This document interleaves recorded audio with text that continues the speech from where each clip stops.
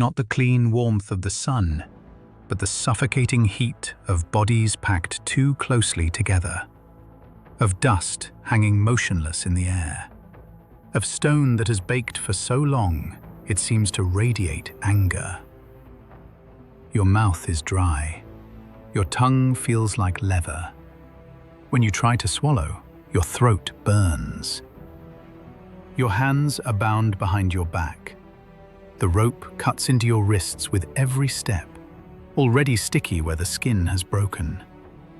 You stumble, not because you are weak, but because the ground beneath your feet is uneven, littered with pebbles, broken tiles, and things you try not to look at for too long. You are being pulled forward by men who do not speak to you. They do not need to. They smell of oil and sweat and metal.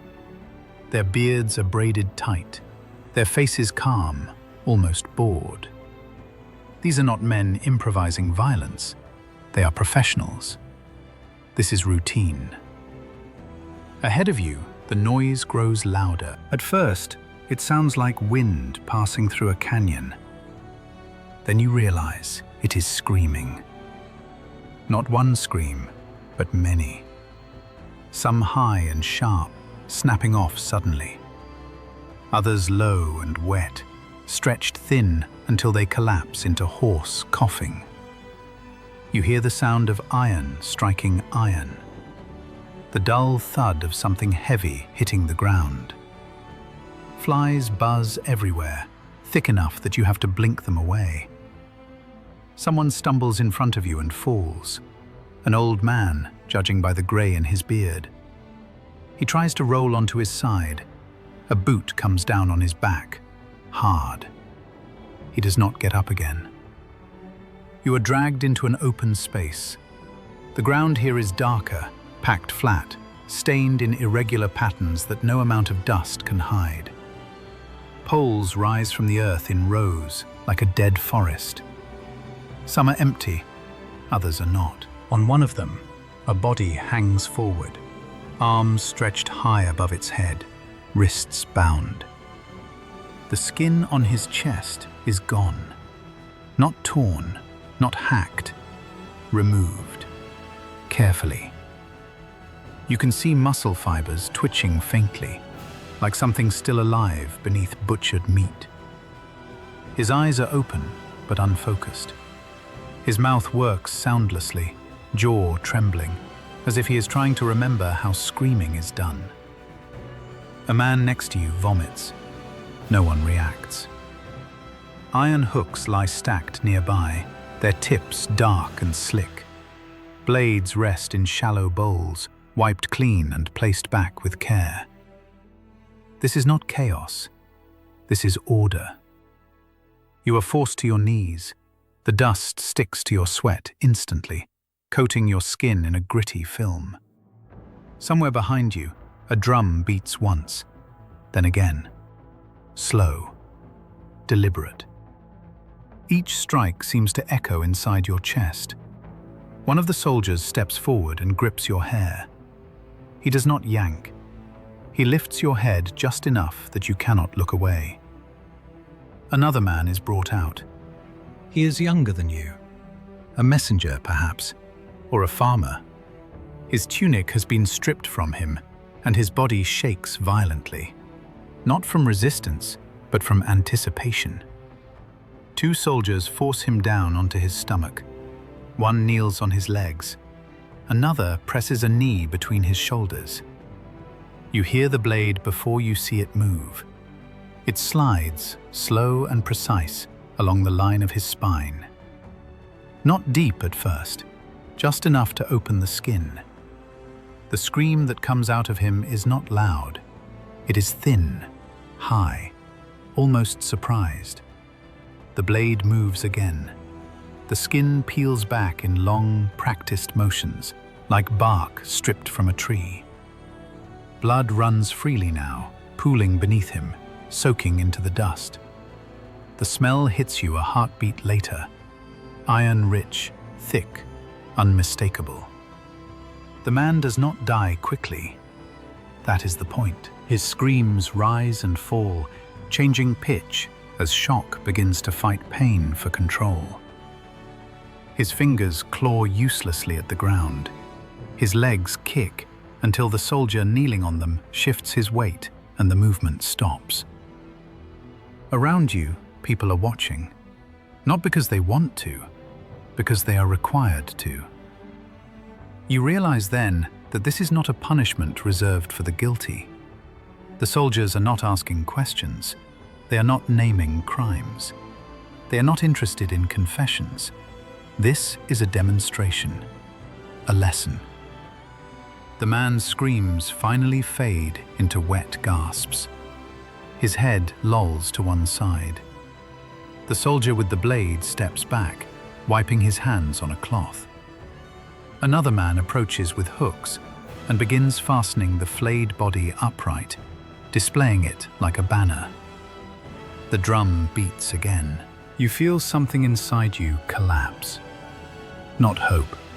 That died earlier. This is something deeper. The belief that suffering has rules, that there are limits, that mercy exists somewhere, even if not for you. A soldier crouches in front of you. He meets your eyes for the first time. There is no hatred there, no anger, no excitement, just focus. The look of a man performing a task he has done hundreds of times before. He says something you do not understand. It does not matter. Another soldier grips your shoulder, fingers digging in hard enough to bruise. You understand the message without words. This will happen again. Tomorrow, next week, in the next city, on the next road. You look around and see children among the crowd. Elders, merchants, prisoners, citizens who surrendered, citizens who did not, all watching the same thing, all learning the same lesson. Resistance is not answered. It is erased. As you are pulled to your feet, dragged toward the poles, a thought cuts through the terror with startling clarity. This is not revenge. This is not rage. This is administration. What you are witnessing is not cruelty unleashed. It is cruelty managed, refined, systematized. Every scream is measured. Every death is calculated. Fear here is not a byproduct of war. It is the weapon. And as the blade is raised again, as the drum strikes once more, you finally understand the truth that has already reached every city, every village, every border, long before the soldiers arrived. This is not what happens when you rebel. This is how they rule. It is tempting to tell yourself a comforting story, that what you just witnessed, the hooks, the flayed bodies, the public executions, was excess, that it was the result of violent men losing control, of ancient warfare being inherently savage, of a world that simply did not know better. That temptation is wrong, because nothing about Assyrian violence was spontaneous. Nothing about it was uncontrolled, and nothing about it was accidental. This was not a culture that stumbled into cruelty. It engineered it.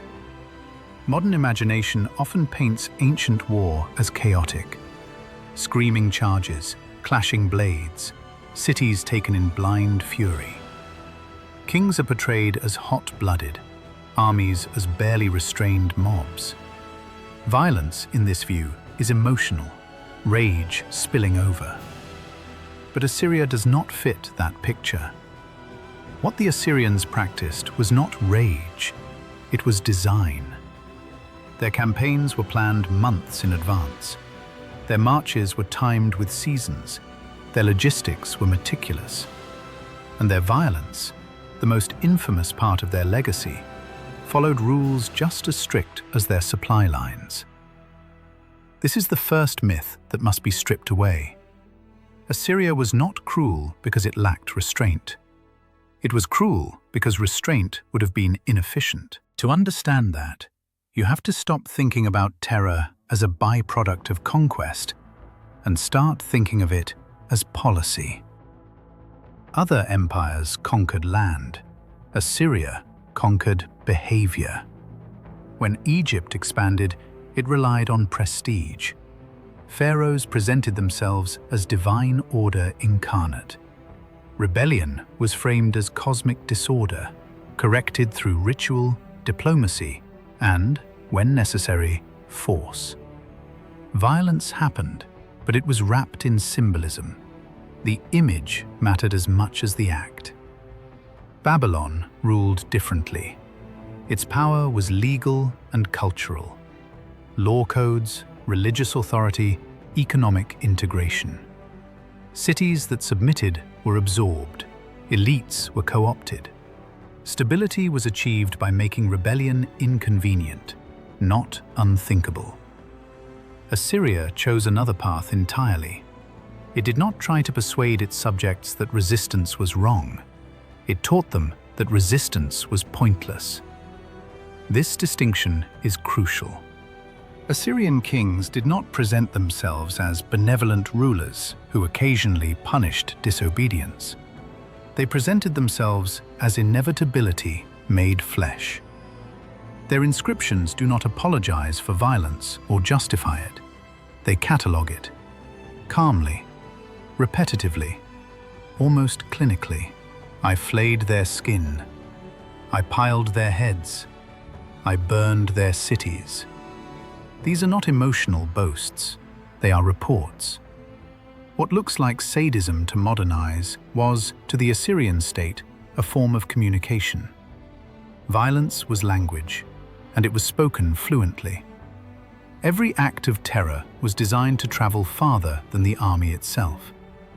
A city did not need to be destroyed for Assyria to win. It only needed to hear, in detail, what happened to the last city that resisted. Fear crossed borders faster than soldiers ever could. This is why Assyrian punishments were public, why they were ritualized, why bodies were displayed at gates and along roads. These were not executions meant only to kill. They were executions meant to be remembered. Terror in this system was not chaos. It was bureaucracy. There were procedures, established methods, expected outcomes. A conquered city was processed much like a ledger entry. Submit, and you might survive intact. Resist, and the response followed a familiar script, one so consistent that neighboring regions learned to anticipate it. This is where Assyria becomes truly unsettling. Because terror, when systematized, stops being emotional. It becomes efficient. An army that relies on constant battle bleeds resources. Soldiers die, supplies vanish, campaigns drag on. Assyria understood this. So instead of conquering faster, they conquered quieter. They reduced the number of battles they had to fight by ensuring that many cities surrendered without a fight at all. When an Assyrian army appeared on the horizon, negotiations often began immediately. Gates opened. Tribute was offered. Hostages were handed over willingly, not because the Assyrians promised mercy, but because they had already demonstrated the cost of refusal. This is not accidental cruelty. This is cost-benefit analysis, and it worked. For centuries, Assyria maintained control over vast territories filled with people who hated them. Hatred was not a problem. Silence was success. Obedience born of fear was more reliable than loyalty born of belief. The state did not need love. It needed compliance. And compliance came cheaper when terror did the work in advance. This is why Assyrian violence feels so different from that of other ancient powers. It was not situational. It was institutional. It was not unleashed in moments of desperation. It was deployed deliberately, like a tool taken from a kit and used exactly as intended. They were not cruel by accident. They were cruel on purpose. Because in the Assyrian worldview, terror was not a moral failure. It was governance. Assyria did not rise from abundance. It rose from exposure. To understand why fear became its chosen language, you have to look not at its armies first, but at its land, narrow, unforgiving, and permanently vulnerable. This was not a river paradise like Egypt, insulated by deserts and seas. It was not Babylon, cushioned by fertile plains and trade routes that encouraged negotiation over annihilation. Assyria sat open. Its heartland lay along the upper Tigris, a region of sharp seasonal contrasts. Summers burned, winters bit hard, rain was unreliable. Floods could destroy as easily as they sustained. Agriculture survived, but never comfortably. Surplus existed, but it was fragile. More importantly, Assyria had no natural defenses. No vast deserts to absorb invaders, no seas to block them, no mountains forming a protective shell. From nearly every direction, enemies could arrive. To the north and east, highland tribes, mobile, aggressive, difficult to subdue. To the west, rival city-states and kingdoms competing for the same corridors of power. To the south, older, wealthier civilizations that viewed Assyria as an upstart at best, a threat at worst. This geography created a permanent state of alert. Assyria could never afford complacency. A single failed harvest, a single successful raid, a single rebellion timed well. Any of these could cascade into collapse. Survival depended not on defense alone, but on preemption. So the Assyrian solution was simple and brutal. Make the cost of attacking you unbearable. Make the cost of rebelling unforgettable. This mindset shaped everything. Assyrian kings did not rule with the confidence of rulers who felt secure. They ruled like men who expected betrayal as a law of nature.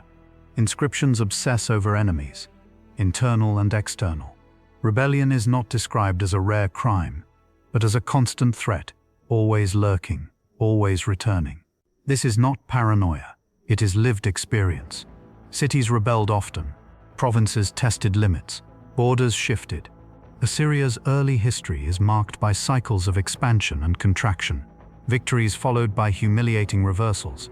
Every generation carried the memory of loss, burned cities, toppled kings, humiliation at the hands of neighbors. That memory hardened into doctrine. Assyrian culture internalized a simple lesson: mercy invites weakness, and weakness invites death. Over time, this belief stopped being debated. It became assumed. Violence was no longer a reaction. It was a preventative measure. The kings themselves embodied this insecurity. Despite their absolute power, they were rarely portrayed as relaxed rulers enjoying stability. They were shown hunting lions, not as sport, but as symbolic necessity. The king conquers chaos or is consumed by it. There is no middle ground. Even the gods of Assyria reflect this psychology. They are not distant, serene deities. They are demanding, martial, easily angered. Victory proves divine favor. Defeat suggests abandonment. To lose control was not merely political failure, it was cosmic rejection. In such a worldview, rebellion is not dissent, it is sacrilege. And sacrilege must be crushed publicly, thoroughly, and decisively. Fear of rebellion seeped into every layer of Assyrian governance. Governors were monitored, officials rotated, populations were uprooted and resettled deliberately to fracture local identities. Entire communities were scattered across the empire, not as punishment alone, but as strategy. Displacement broke memory. It broke loyalty. It broke the possibility of coordinated resistance. This constant movement also reinforced a sense that nothing was permanent, except Assyrian power itself. Cities could vanish, peoples could disappear. The empire endured, or so it claimed. At its core, Assyria was a state born surrounded by enemies, and convinced that those enemies would never disappear. Peace was not a condition to be achieved.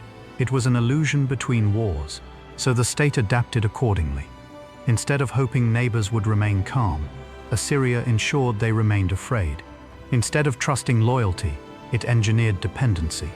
Instead of waiting for threats to emerge, it crushed potential threats before they could breathe. From the outside, this looks monstrous. From the inside, it felt necessary. The land taught them this lesson early, and repeated it often. Survival belongs to those who strike first, strike hardest, and leave nothing ambiguous behind. Assyria did not become violent because it enjoyed cruelty. It became violent because its world convinced it that hesitation was fatal. And once that belief settled in, it shaped an empire that made fear not just a weapon, but an identity. In Assyria, violence was not merely allowed, it was commanded. To the Assyrian mind, war was not a political choice debated by rulers and councils. It was a religious obligation issued from above. At the center of this belief stood one God, not the most merciful, not the most forgiving, but the most absolute, Ashur. Ashur. Ashur was not a god who negotiated. He did not plead. He did not compromise. He embodied order imposed through force, and his will was understood through victory alone. To expand Assyria's borders was to expand Ashur's domain. To hesitate was to betray him. This is the first key to understanding Assyrian terror. Killing was not justified by success. Success was proof that killing was justified. Assyrian kings did not rule by claiming personal genius or moral wisdom. They ruled as instruments. Their inscriptions repeat the same formula relentlessly. The god commanded, the king obeyed, the enemy was destroyed. Responsibility was displaced upward. The king was not acting out of cruelty, he was executing divine law. This transformed the role of the ruler entirely. The Assyrian king was not simply a general or administrator, he was a priest of annihilation. His duty was not to reconcile, it was to cleanse. War became ritualized obedience. Before campaigns, omens were read. Diviners interpreted signs in the sky, the entrails of animals, the movement of stars. If the omens favored war, marching was not optional, it was compulsory. To refuse would invite divine wrath, not only on the king, but on the entire state. Once war began, restraint was not virtuous, it was sinful. Enemies were not framed as misguided rivals or temporary obstacles. They were described as rebels against Ashur's cosmic order. Their destruction was not unfortunate collateral damage, it was purification. This is why Assyrian texts linger on punishment. The detail is not incidental, it is devotional. To record the suffering of enemies was to demonstrate the thoroughness of obedience.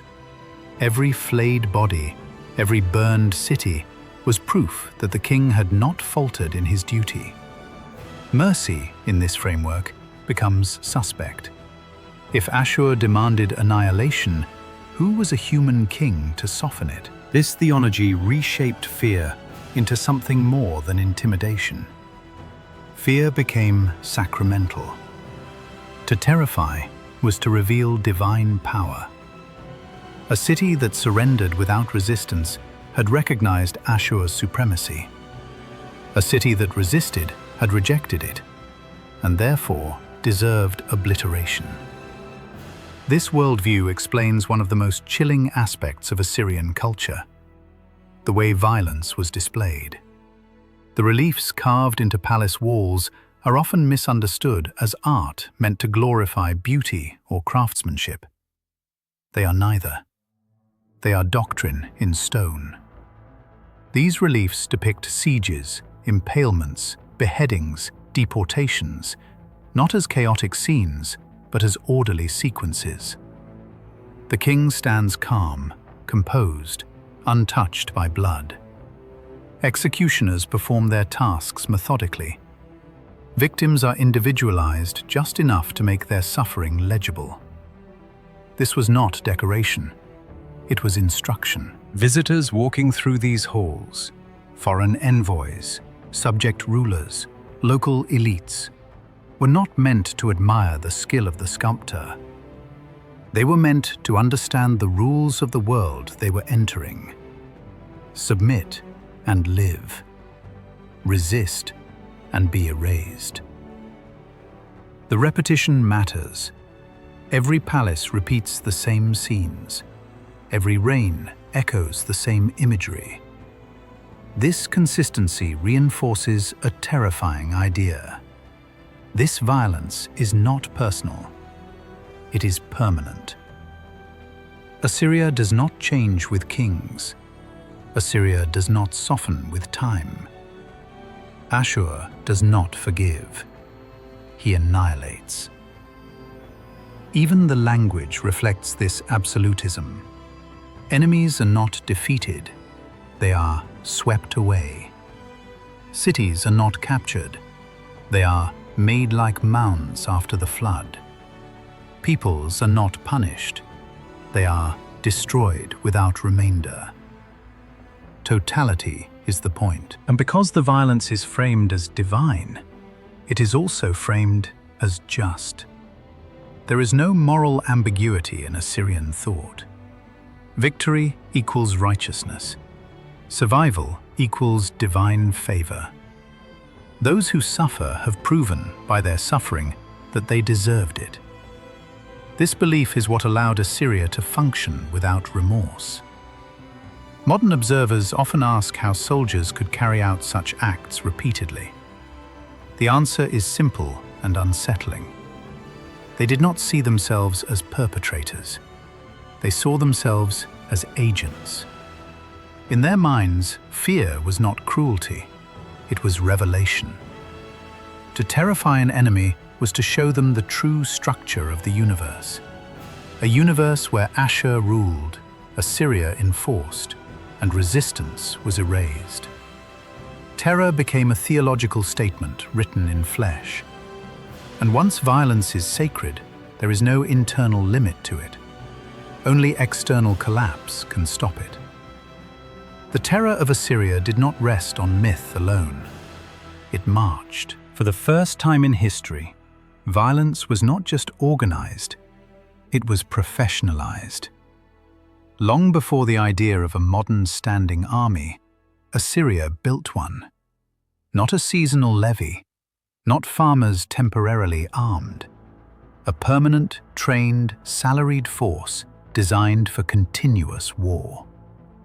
This changes everything. A professional army does not fight when it must. It fights because it exists to fight.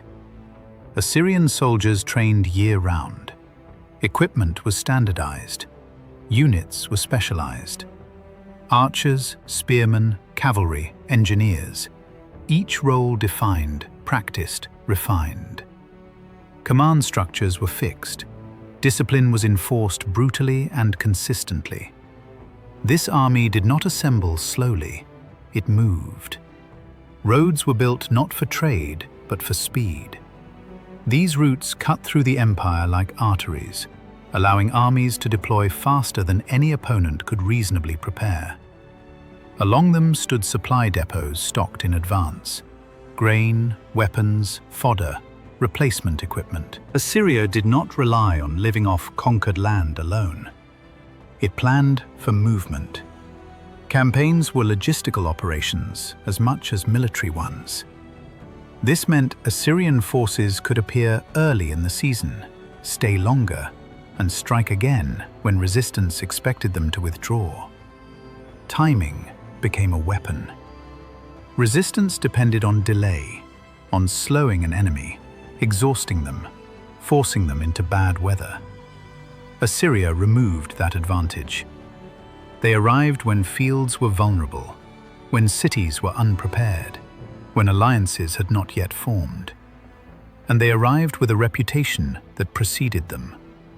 Before a single arrow was loosed, psychological warfare was already underway. Messengers were sent ahead. Demands were delivered with precise wording. Not threats, reminders. You know what happens to those who resist. Sometimes, bodies from previous campaigns were displayed deliberately along routes. Sometimes, survivors were released to spread stories. Sometimes inscriptions were read aloud in conquered territories, cataloguing punishments in chilling detail. This was not intimidation, it was data transfer. By the time Assyrian troops reached a city, calculations were already being made inside its walls. Leaders weighed the cost of resistance against what they knew would follow defeat. And they knew the math. Resistance was not heroic, it was suicidal. Assyrian siegecraft reinforced this inevitability. They did not wait out cities passively. Engineers built ramps, towers, battering rams. Siege engines were mobile and adaptable. Cities that believed their walls guaranteed safety learned otherwise, quickly. The moment a breach occurred, terror accelerated. Not because soldiers lost control, but because escalation was policy. The first city to resist in a region suffered the most. Its destruction was meant to resonate outward. Subsequent cities often surrendered immediately. This pattern repeats across Assyrian campaigns. Violence was front-loaded. Maximum brutality early reduced the need for prolonged fighting later. From a purely strategic standpoint, it was efficient. From a human standpoint, it was catastrophic. The army itself was integrated with intelligence networks. Scouts gathered terrain data. Local informants were cultivated or coerced. Tribute records doubled as population assessments. Assyria knew which cities were wealthy, which were divided internally, which had rebelled before. Nothing was random. When the army moved, it did so with foreknowledge. Targets were selected deliberately, routes chosen carefully. The impression left behind was one of unstoppable foresight, as if resistance had been anticipated before it even formed. This perception mattered as much as actual strength, because fear multiplies power. An army that arrives already victorious does not need to fight every battle. Its enemies collapse internally. Leaders defect. Gates open. Hostages are offered voluntarily. Entire regions submit preemptively. Assyria weaponized this dynamic. They understood that terror reduces uncertainty. Subjects who know exactly how the state responds behave predictably. Rebellion becomes rare, not because conditions improve, but because consequences are absolute. Even defeat, when it came, was framed within this logic. Rebellions were crushed, not merely to restore control, but to reassert inevitability. The message had to be refreshed periodically. Fear decays, if not renewed. So the machine kept moving. Campaign after campaign, year after year, the Assyrian army imposed a rhythm on the ancient world. A rhythm of submission, destruction, and silence. And for centuries, it worked. But this system had a hidden cost. An empire built on terror requires constant motion. It cannot pause. It cannot soften. It cannot afford a moment of weakness. Because fear, once broken, turns instantly into vengeance. And that vulnerability was already embedded in the machine. The Assyrian siege was never only about taking a city. It was about who was watching. From the moment the army appeared on the horizon, the siege had already begun. Not with weapons, but with choreography. Everything that followed was deliberate, paced, and meant to be seen. First came encirclement. Assyrian forces did not rush the walls. They spread out. Camps rose in clear view of the city, ordered, disciplined, impossibly calm. Tents aligned, standards planted, fires lit at night so the defenders could count them. The message was simple: we are not leaving. Supply lines were cut with methodical precision. Fields were burned first, not randomly, but selectively. Enough destruction to signal control, enough restraint to prolong hunger. Livestock driven away, wells poisoned or guarded, roads sealed. The city was sealed into itself. Inside the walls, time began to stretch. Grain stores were counted, rations reduced. The first arguments broke out, not among soldiers, but among families. The Assyrians understood this phase intimately. Hunger fractures unity faster than any battering ram. Then came the waiting. Days passed, sometimes weeks, sometimes months. The army did not grow restless. Soldiers drilled. Engineers assembled siege ramps in plain sight, slowly, almost casually. Towers were raised where defenders could see them climbing higher day by day. This wasn't efficiency. This was psychological pressure. Every sunrise became a reminder. They are patient, and patience in an enemy is terrifying. Then the performances began. Captured scouts, messengers intercepted, farmers caught trying to slip out. These people were not killed quietly. They were brought before the walls. Executions were staged deliberately within sight of defenders. No chaos, no frenzy. The killing was ceremonial. Victims were positioned so screams carried upward. Bodies were displayed afterward, impaled, flayed, dismembered, left long enough to be recognized. The city was forced to watch itself being warned. Sometimes the Assyrians escalated. A captive might be executed slowly, in stages, while heralds shouted explanations. Not threats, explanations. This is what happens to those who resist. This is what awaits you if the gates do not open. Skin was peeled not for rage, but for visibility. Flesh became text. In some cases, survivors of these executions were sent back inside, alive, mutilated, walking evidence. A face without skin needs no translator. The walls did not protect the city from this. They amplified it, elevated it, turned suffering into spectacle. And the Assyrians were careful with timing. Executions occurred when morale dipped, when hunger sharpened tempers, when rumors of surrender began circulating. Terror was applied like pressure at a fracture point. Inside, the effects were predictable. Leaders argued. Priests debated signs and omens. Soldiers questioned whether holding the walls was bravery or madness. Parents begged elders to surrender. Elders feared disgrace more than death.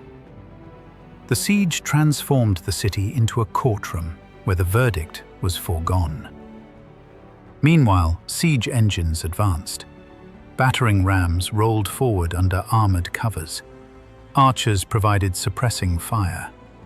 Sappers undermined foundations. Each action was visible. The city watched its own defenses being measured, tested, prepared for dismantling. But still, the final assault was often delayed. Why rush when fear was still working? When the breach finally came, it was overwhelming. Not chaotic, overwhelming. Troops poured in along multiple axes. Resistance collapsed quickly, not because defenders were weak, but because they were already exhausted, starving, psychologically hollowed out. And then the performance reached its climax. The first wave of punishment was selective. Leaders, officials, rebel organizers. They were executed publicly, often in ways echoing earlier warnings. This confirmed the logic of everything that had come before. You were told. Then came the wider terror. Not indiscriminate slaughter, controlled devastation. Enough killing to scar memory. Enough survivors to carry stories forward. The Assyrians did not want silence. They wanted echoes. Buildings burned, temples looted, symbols destroyed. But again, deliberately.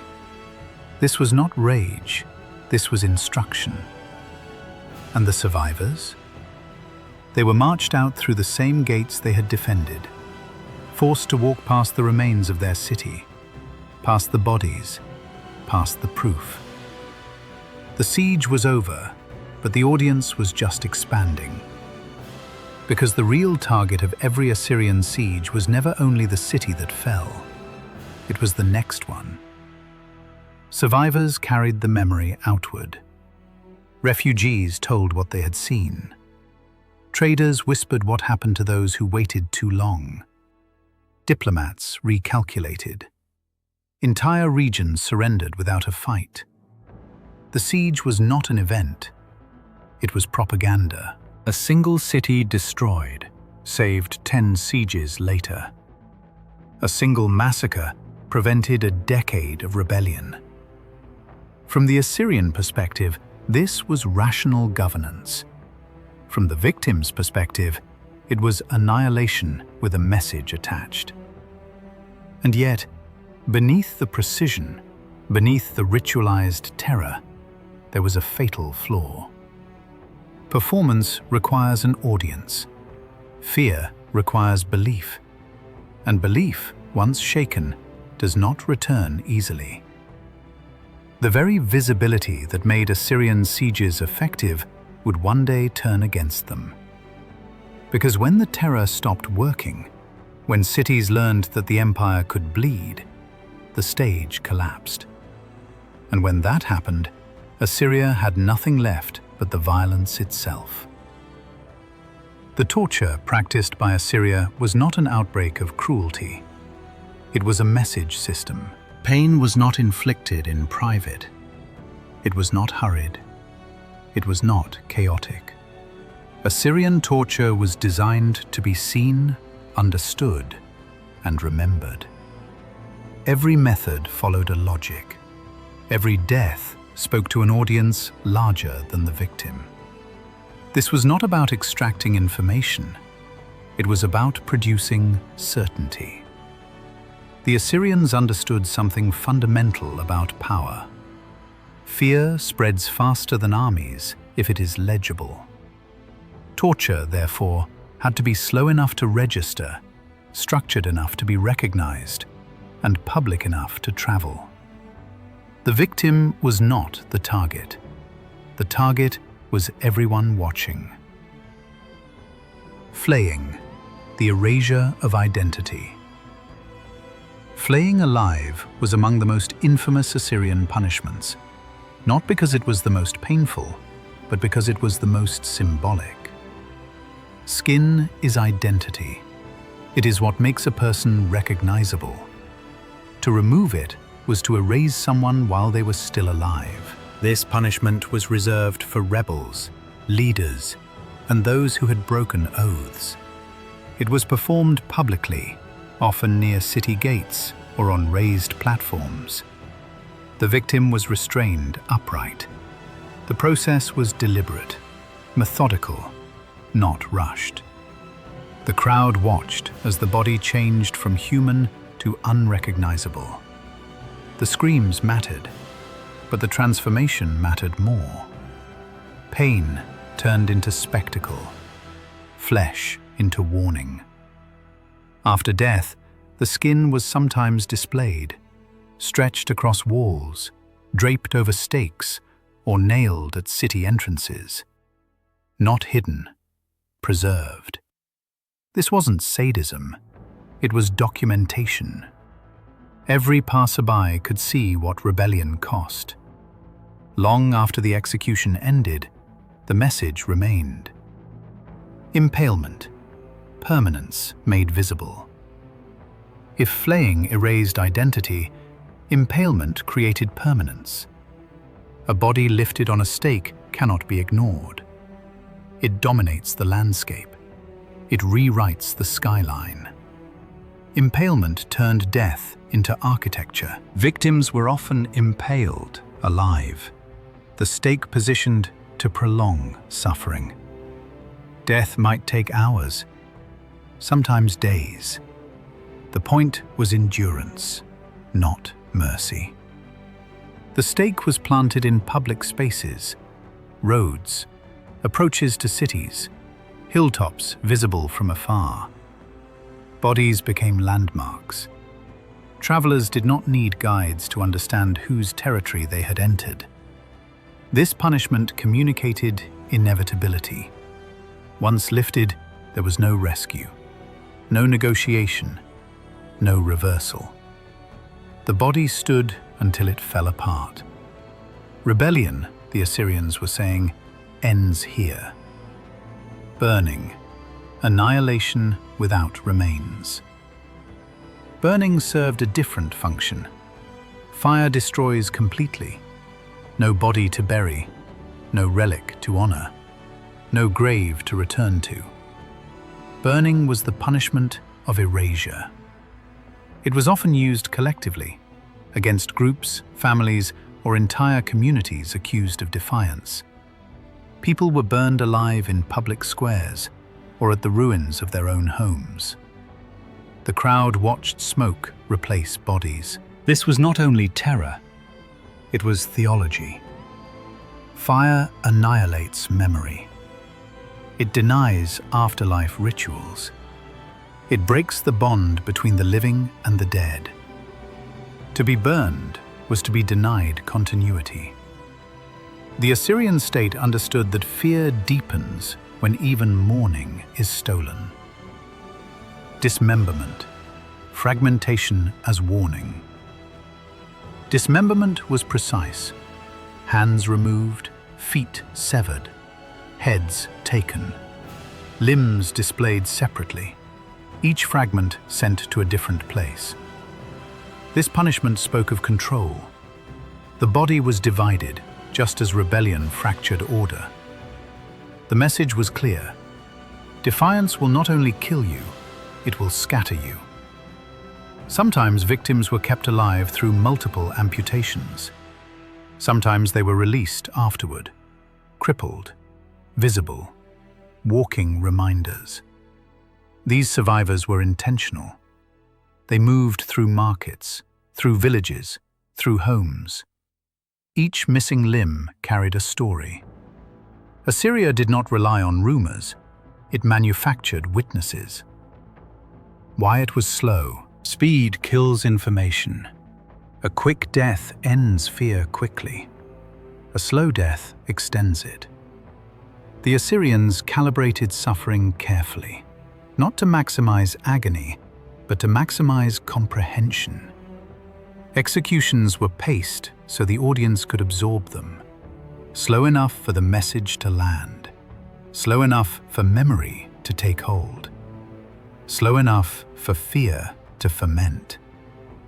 This is why torture was ritualized, procedures repeated, positions standardized, locations consistent. The public learned what each punishment meant. No confusion. Fear works best when it is predictable. Why it was public. Private violence terrifies only one person. Public violence terrifies thousands. The Assyrians understood crowds. They knew how panic spreads, how silence falls, how people avert their eyes, and then look anyway. Executions were placed where walls amplified sound, where elevated platforms ensured visibility, where exits were limited. You were meant to watch, and more importantly, you were meant to tell others what you saw. Victims as living billboards. Perhaps the most chilling aspect of Assyrian torture was not death, it was survival. Blinded prisoners, mutilated captives, tongues removed, limbs shattered. These people were sometimes released deliberately.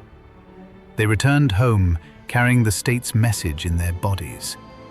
No inscription needed, no army required. They were walking declarations of Assyrian policy. And the policy was simple.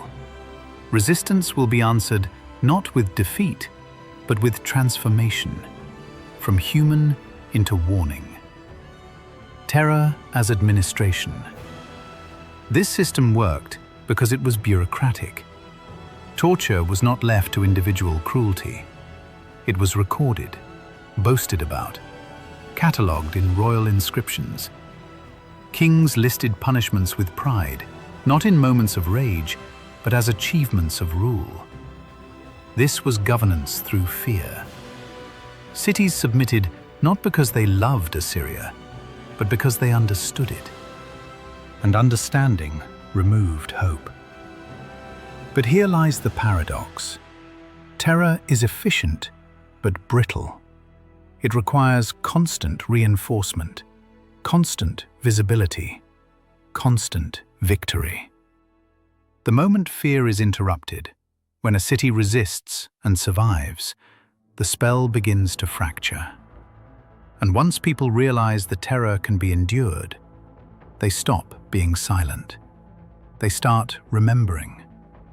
And memory, once it turns against an empire built on fear, becomes more dangerous than any army. Mass execution was not an emotional reaction. It was a calculation.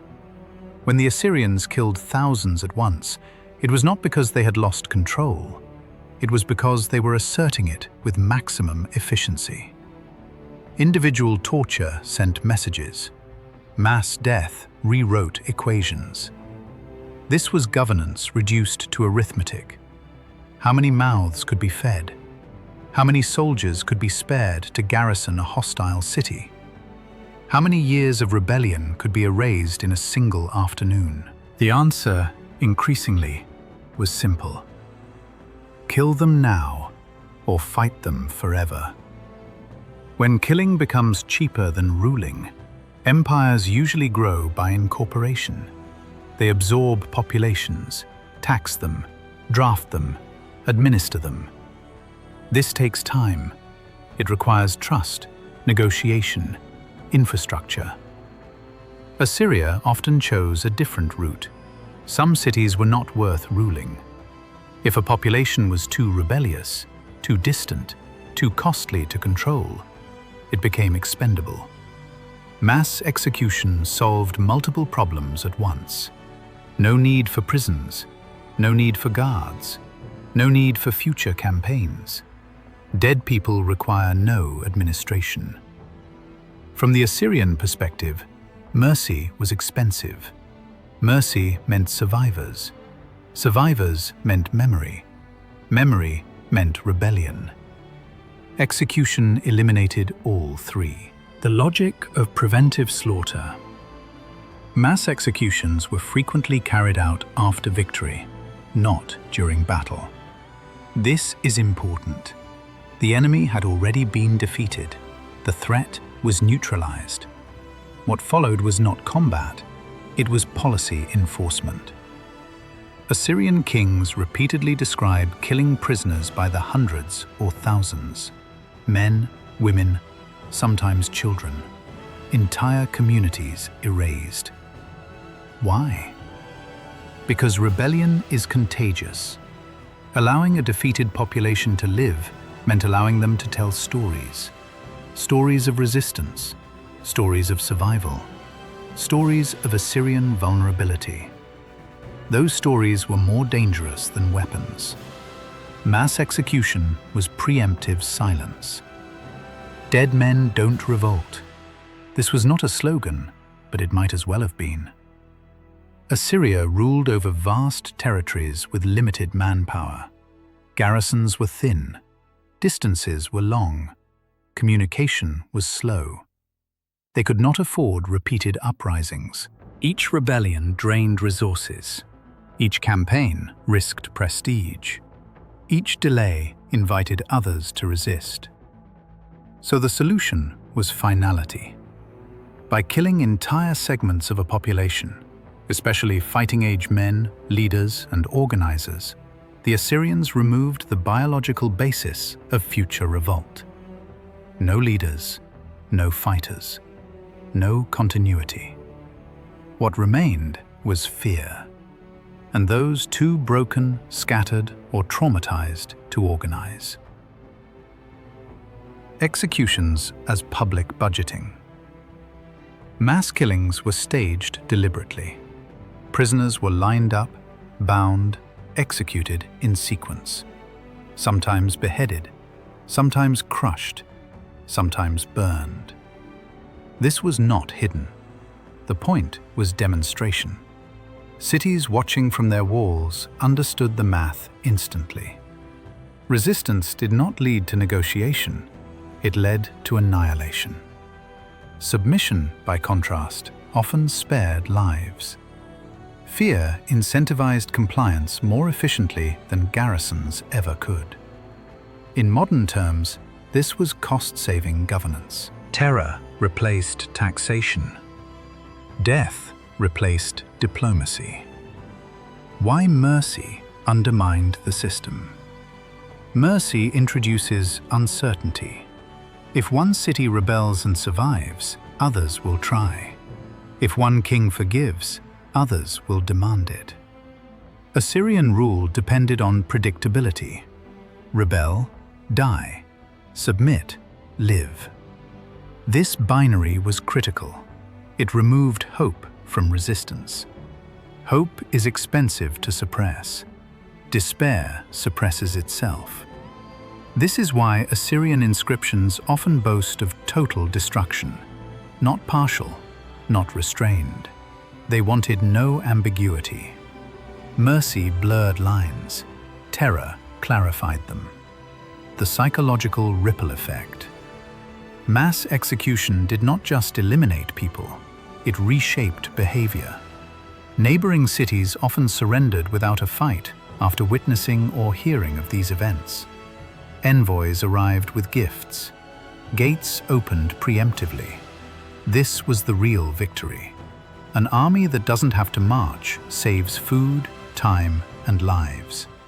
Terror did the work before the soldiers arrived. In this sense, mass execution was an investment.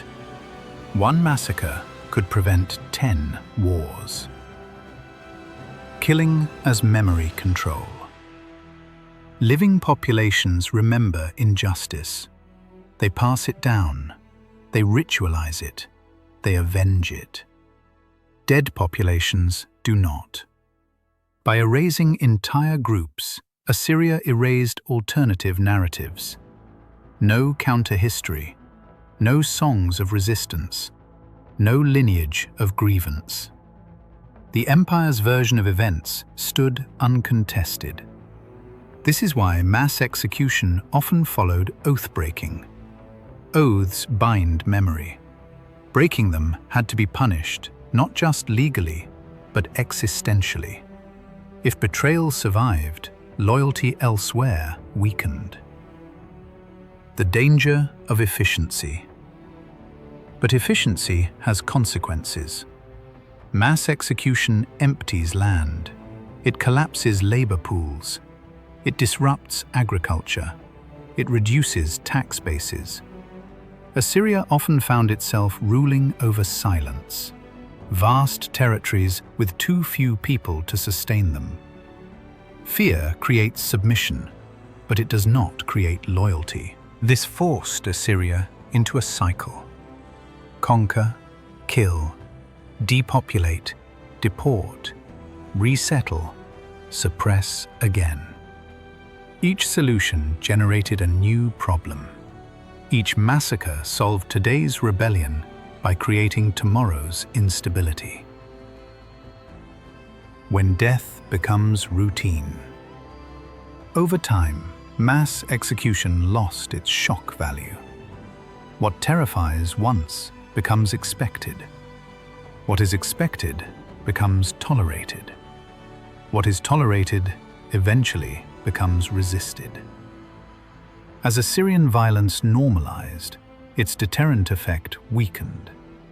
Cities learned that surrender did not always guarantee survival. Some were destroyed anyway. Once that line blurred, fear stopped working cleanly.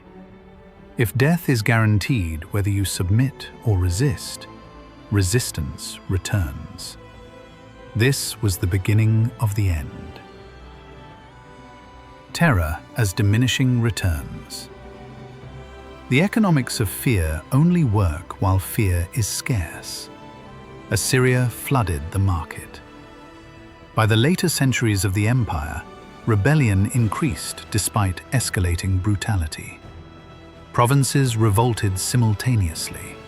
Enemies coordinated. The terror machine required constant victory to function. When victories slowed, the system collapsed inward. Fear without success becomes rage, and rage, once it organizes, is lethal to empires built on intimidation alone. Killing ends a body. Deportation ends a people. For the Assyrians, mass death was only one tool. Sometimes execution was unnecessary. Sometimes it was inefficient. If a population could still be exploited, but no longer allowed to exist as itself, deportation was the perfect solution. This was destruction without corpses, a quieter violence, a longer one.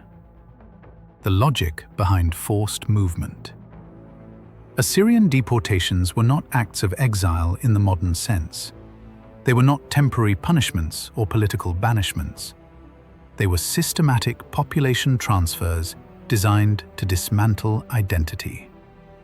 Entire communities were uprooted, not just soldiers, not just elites. Farmers, artisans, children, elders. Everyone useful was taken. People were marched hundreds of kilometers across the empire and resettled among strangers who spoke different languages, worshipped different gods, and followed different customs. This was not chaos, it was engineering. Why deportation worked better than occupation? Occupying a rebellious region required troops, supplies, and constant vigilance. Deportation solved this in one stroke. Remove the people, and the land becomes harmless. Fields fall silent, villages empty. No one remains who remembers old kings, old gods, old grievances. The territory could then be resettled with deportees from elsewhere, people with no emotional attachment to the land and every incentive to obey. Rebellion thrives on belonging. Deportation shattered it, breaking identity at the family level. Assyrian deportation was intentionally cruel in its structure. Families were split. Parents sent one direction, children another. Skilled workers separated from kin. Leaders isolated from followers. This fragmentation was deliberate. A united family preserves memory. A fragmented one struggles to survive. When people cannot speak their language at home, cannot perform rituals together, cannot bury their dead according to tradition, identity dissolves quietly. No rebellion rises from people who no longer know who they are. The journey as punishment. The marches themselves were brutal. Deportees traveled on foot, poorly fed, poorly guarded, because escape was pointless. Where would they go? Those who collapsed were left behind. Those who resisted were killed publicly. The journey became a lesson. By the time survivors arrived, they were exhausted, traumatized, and dependent. This was the desired state. Broken people are governable people. Psychological genocide. Deportation erased cultures without needing mass graves. Songs disappeared. Dialects faded. Local gods lost worshippers. Ancestral knowledge failed to transmit. This was genocide of memory. The Assyrians did not need to destroy temples if no one remained to worship in them. They did not need to ban languages if no one could speak them together. Silence did the work. Why deportation was worse than death? Death is final, but it is brief. Deportation was endless. People lived knowing they would never return home, that their children would grow up strangers to their own history, that their parents would die on foreign soil. There was no closure, no mourning ritual, no justice, only endurance. This kind of suffering produces compliance, not rebellion. It drains the will, slowly, thoroughly. From the Assyrian perspective, it was optimal. Resettlement as control. Deportees were not left idle. They were redistributed across the empire based on usefulness. Farmers to farmlands, artisans to cities, builders to infrastructure projects. Labor shortages were filled. Local economies reshaped. And because deportees depended on the state for survival, loyalty followed. Not from love, but necessity. Assyria did not assimilate. It disassembled and reassembled. The long-term cost. But this strategy carried hidden risks.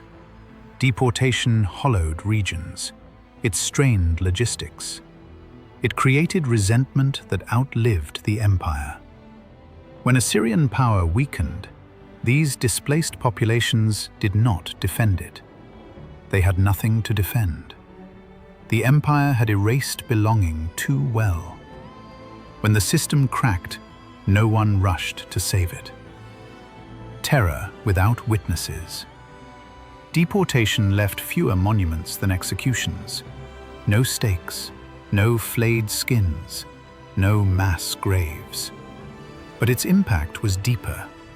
It erased futures. It ensured that even if Assyria fell, the peoples it destroyed would not return whole. And yet, history remembers this, because identity can be delayed, but not always erased. Terror does not design itself. It needs architects. Assyria did not become the most feared empire of the ancient world by accident or momentum. It was shaped, refined, and perfected by individual men. Kings who understood that fear, if managed correctly, could replace walls, armies, and loyalty. These were not just rulers, they were brand managers of terror. Each one inherited a system and pushed it further, more efficient, more theatrical, more unforgettable. Ashur-nasirpal II, turning violence into language. If Assyria learned how to rule through terror, Ashur-nasirpal II was the man who taught it how to speak. He ruled in the 9th century BCE, and under him, cruelty became standardized.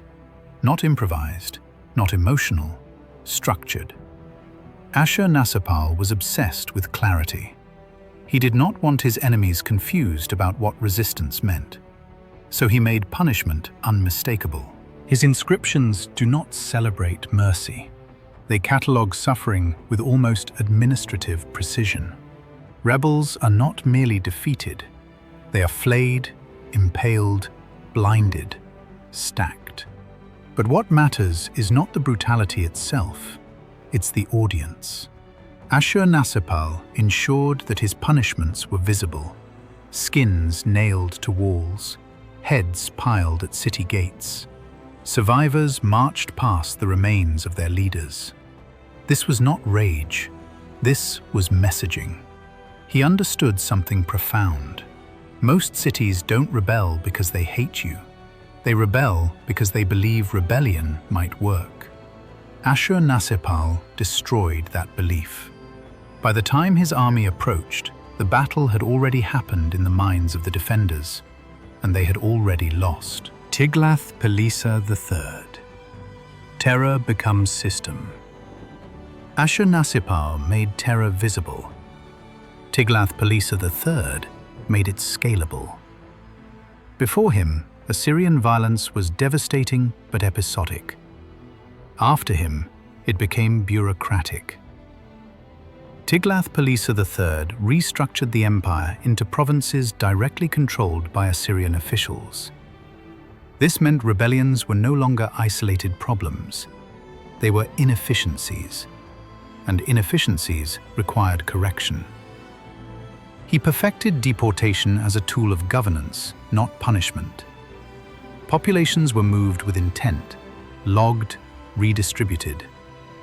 Rebellion was no longer met with emotional destruction. It was met with restructuring.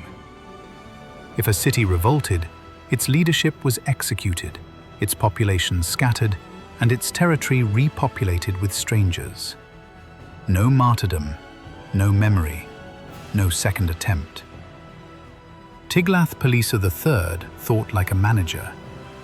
Terror was no longer just a threat, it was infrastructure. Sennacherib, terror as theater. If Tiglath-Pileser systematized fear, Sennacherib dramatized it. He understood spectacle. Sennacherib ruled at the height of Assyrian power, when victory was expected. That freed him to focus not just on winning wars, but on how those wars were remembered. Nowhere is this clearer than his destruction of Babylon. Babylon was not just a city, it was sacred, symbolic, ancient. When it rebelled, Sennacherib did not merely punish it, he erased it. He tore down temples, diverted rivers, dismantled walls brick by brick. He wanted the destruction to feel cosmic, like the gods themselves had turned away. And then he told everyone about it. Sennacherib's inscriptions read less like records and more like performances. He describes cities dissolving, landscapes reshaped, enemies reduced to nothing. This was terror designed to echo. You didn't need to see Sennacherib's army, you just needed to hear what he had done to others. Ashurbanipal, when terror meets intellect. Ashurbanipal is often remembered as the scholar king, the man who built one of the ancient world's greatest libraries. That image is incomplete. Ashurbanipal was also one of Assyria's most psychologically ruthless rulers. What makes him different is not that he was more violent, it's that he was more aware. He understood symbolism deeply. His campaigns against Elam are a case study. He did not just defeat Elam militarily, he annihilated its identity. He desecrated tombs, he carried off gods, he turned royal cities into pasture land, and then he documented it obsessively. Ashurbanipal's reliefs are chilling not because they are graphic, but because they are deliberate. Every impalement, every execution is positioned, framed, frozen in stone. This was not rage, this was curation. He wanted future generations, including us, to see what defiance looked like. Kings as the face of fear. What ties these men together is not cruelty, it is intention. They understood that empires collapse not when they lose battles, but when subjects stop being afraid. So fear had to be renewed, maintained, updated. Each king added something. Ashurnasirpal II made violence explicit. Tiglath-Pileser III made it efficient. Sennacherib made it legendary. Ashurbanipal made it eternal. Together, they turned Assyria into an idea as much as a state. An idea that said, resistance is not heroic, it is pointless. The paradox of perfect terror. But terror has a flaw. It works best when power is absolute. The moment power weakens, fear turns into hatred. When Assyria began to falter, there was no loyalty to cushion the fall, no shared identity, no love of empire, only memory. And memory, once fear fades, becomes fuel. The same terror that silenced rebellion for centuries ensured that when Assyria finally fell, no one mourned it. They celebrated. Assyria did not rely on rumor alone. It carved fear into stone. Long before printing presses, newspapers, or radio, the Assyrians mastered mass communication. Their medium was not ink, it was reliefs, monuments, and inscriptions placed with obsessive intent. These were not decorations, they were broadcasts. Palace walls as state media. Walk into an Assyrian palace and you were not greeted by symbols of peace or divine harmony. You were confronted with violence. Walls stretched hundreds of feet, covered in carved scenes of war. Cities burning, prisoners kneeling, limbs severed, bodies stacked. Kings watching calmly as men died. This was not subtle. The palace was not a home, it was a theater. Every ambassador, vassal, or visiting noble was forced to walk these corridors. You did not receive a verbal warning about rebellion. You saw it. The reliefs functioned as a permanent intimidation briefing. Why Assyria showed everything. Most ancient states hid their brutality. Assyria displayed it. This was a deliberate break from tradition. Violence was not shameful. It was proof of divine favor. If the king was victorious, the gods approved. If the gods approved, resistance was sacrilege. By advertising atrocities, Assyria removed ambiguity. There was no maybe in Assyrian rule. You knew exactly what would happen if you disobeyed. Fear that traveled ahead of the army. Assyrian propaganda reduced the need for combat. Cities surrendered before sieges began. Gates opened at the sight of banners. Tribute arrived without demand. Why fight an enemy whose cruelty you had already memorized? In this way, fear moved faster than troops. Stories spread.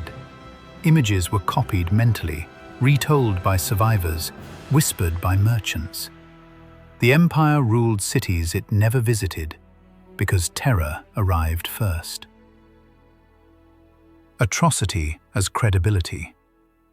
Empty threats invite defiance. Assyria avoided this by following through publicly. Every execution reinforced earlier warnings.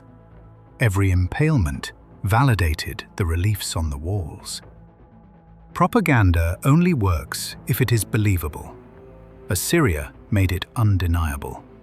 The king as omnipresent enforcer. The reliefs centered the king, always calm, always elevated, always in control. He does not rage, he observes. This mattered. It framed violence not as chaos, but as order. Not cruelty, but justice. The king did not kill because he hated. He killed because the universe demanded it. Psychological warfare before psychology. Modern warfare studies morale, fear, perception. Assyria practiced all of it intuitively. They understood that destroying hope was more efficient than destroying walls. A city that believes resistance is pointless will police itself. That was the real conquest. When propaganda outlives power. Ironically, Assyria's greatest success became its curse. Their reputation survived them. Even after the empire fell, neighboring cultures remembered them as monsters. There was no nostalgia, no admiration, only relief. Assyria is remembered, but not loved. And that is the price of ruling by fear alone. Conquest was only the beginning. The real Assyrian victory came after the armies moved on. Because living under Assyrian rule was not about daily massacres or constant bloodshed. That would have been inefficient, exhausting, unsustainable. Instead, it was about something colder: silence. What obedience actually meant. Obedience in the Assyrian Empire was not loyalty. It was compliance stripped of emotion. You did not love the Assyrian king. You did not admire him. You did not even necessarily see him. You simply did not disobey. That was enough. Cities that submitted were usually left intact. Markets reopened. Fields were replanted. Life resumed. Outwardly normal, inwardly transformed. The violence had already done its work. Rule by memory, not force. Most Assyrian provinces did not host massive garrisons. They didn't need to. The memory of what happened to the last city that rebelled was more effective than any army. People knew the sequence by heart: siege, starvation, executions, deportations, erasure. You didn't need soldiers in every street when fear lived inside every household. Parents taught obedience the way others taught prayer. Taxation under the shadow of annihilation. Assyrian taxation was heavy, but it was also precise. Grain, livestock, textiles, metals, all assessed and recorded. Failure to deliver tribute was not treated as a bureaucratic error. It was treated as rebellion. And rebellion had a known price. This transformed taxation into a ritual of survival. Communities collected tribute communally, ensuring no one endangered the whole city through negligence. Peer pressure replaced enforcement. The empire didn't chase taxes. Cities enforced them on themselves. Tiglath-Pileser III. Terror becomes system. Ashurnasirpal made terror visible. Tiglath-Pileser III made it scalable. Before him, Assyrian violence was devastating but episodic. After him, it became bureaucratic. Tiglath-Pileser III restructured the empire into provinces directly controlled by Assyrian officials. This meant rebellions were no longer isolated problems. They were inefficiencies, and inefficiencies required correction. He perfected deportation as a tool of governance, not punishment. Populations were moved with intent, logged, redistributed. Rebellion was no longer met with emotional destruction. It was met with restructuring.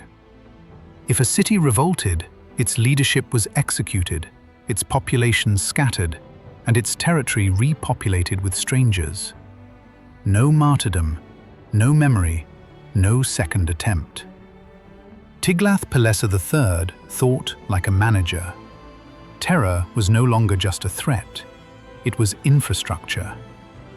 Sennacherib, terror as theater. If Tiglath-Pileser systematized fear, Sennacherib dramatized it. He understood spectacle. Sennacherib ruled at the height of Assyrian power, when victory was expected.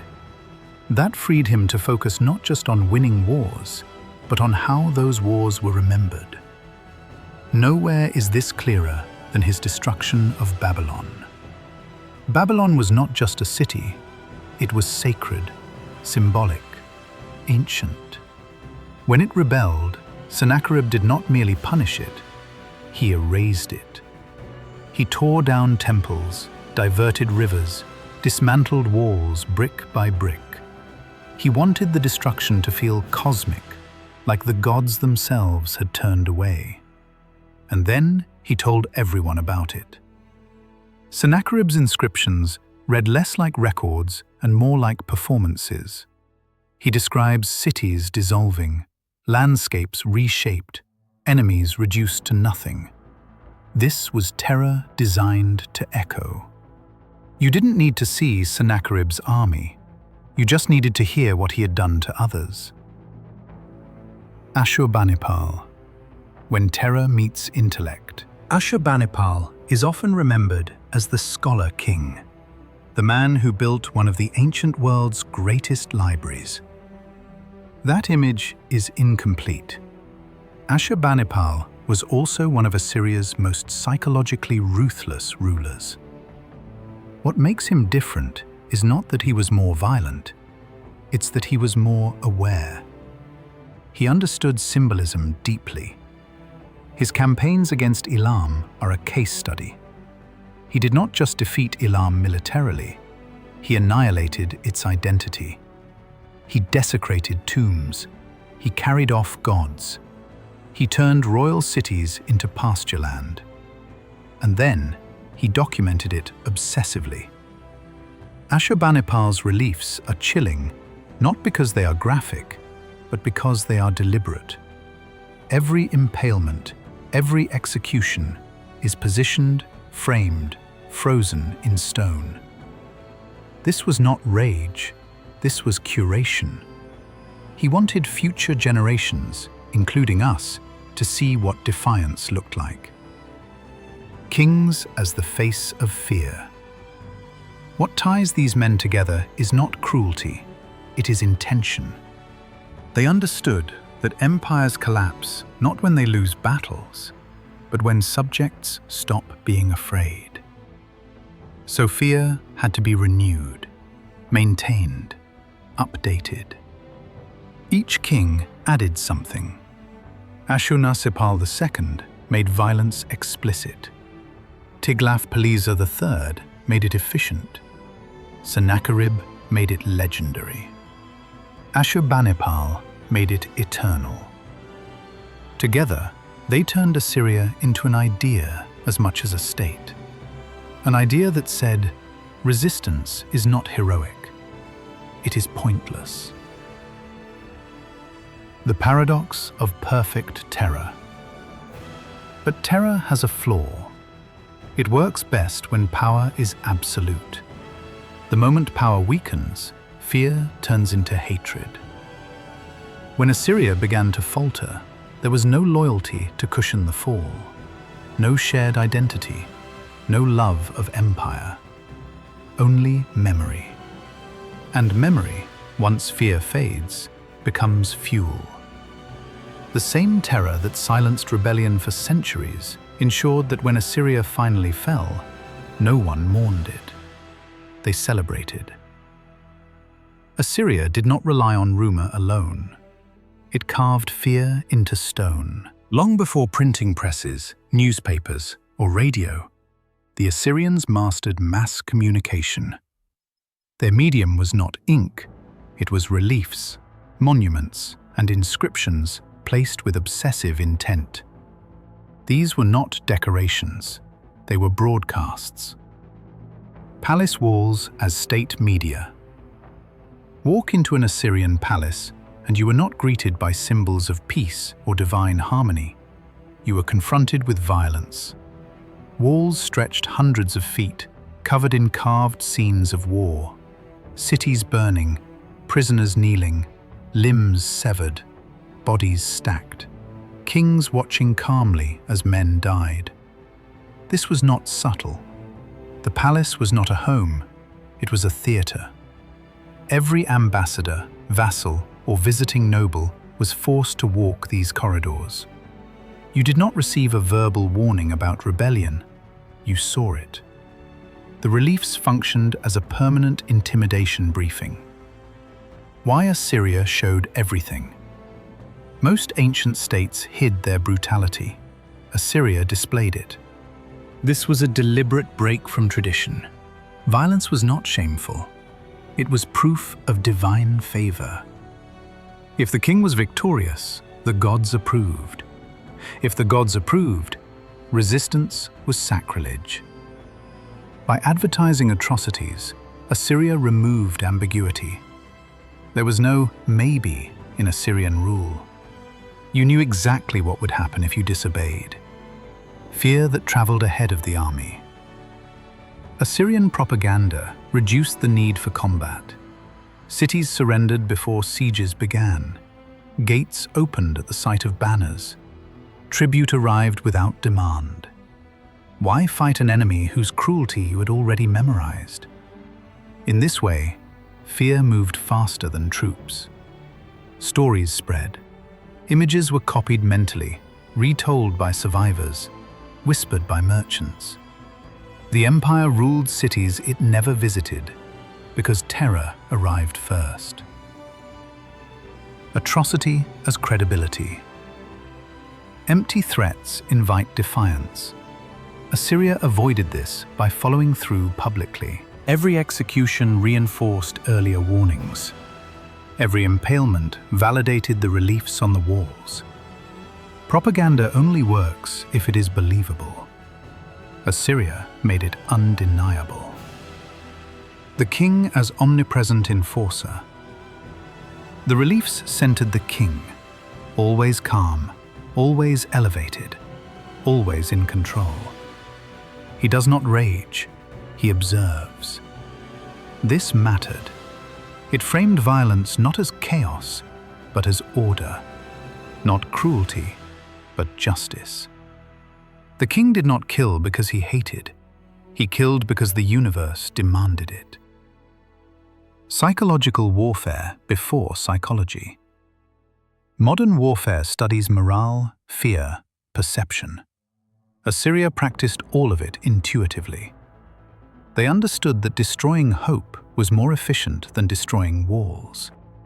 A city that believes resistance is pointless will police itself. That was the real conquest. When propaganda outlives power. Ironically, Assyria's greatest success became its curse. Their reputation survived them. Even after the empire fell, neighboring cultures remembered them as monsters. There was no nostalgia, no admiration, only relief. Assyria is remembered, but not loved. And that is the price of ruling by fear alone. Conquest was only the beginning. The real Assyrian victory came after the armies moved on. Because living under Assyrian rule was not about daily massacres or constant bloodshed. That would have been inefficient, exhausting, unsustainable.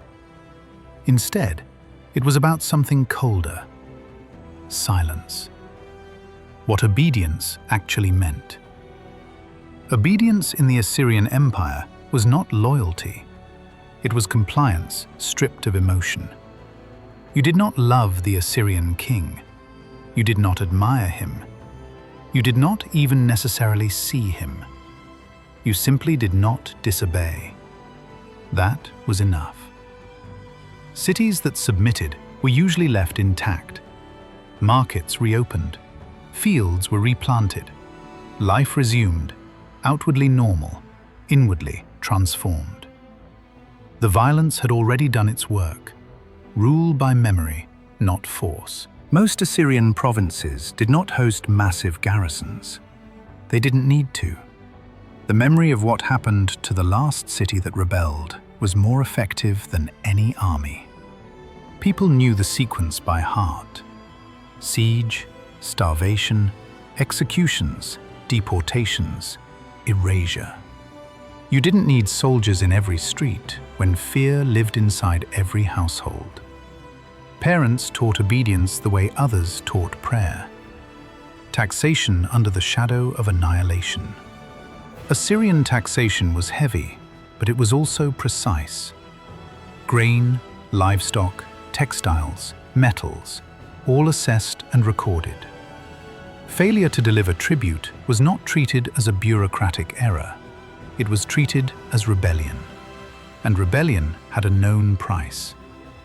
This transformed taxation into a ritual of survival.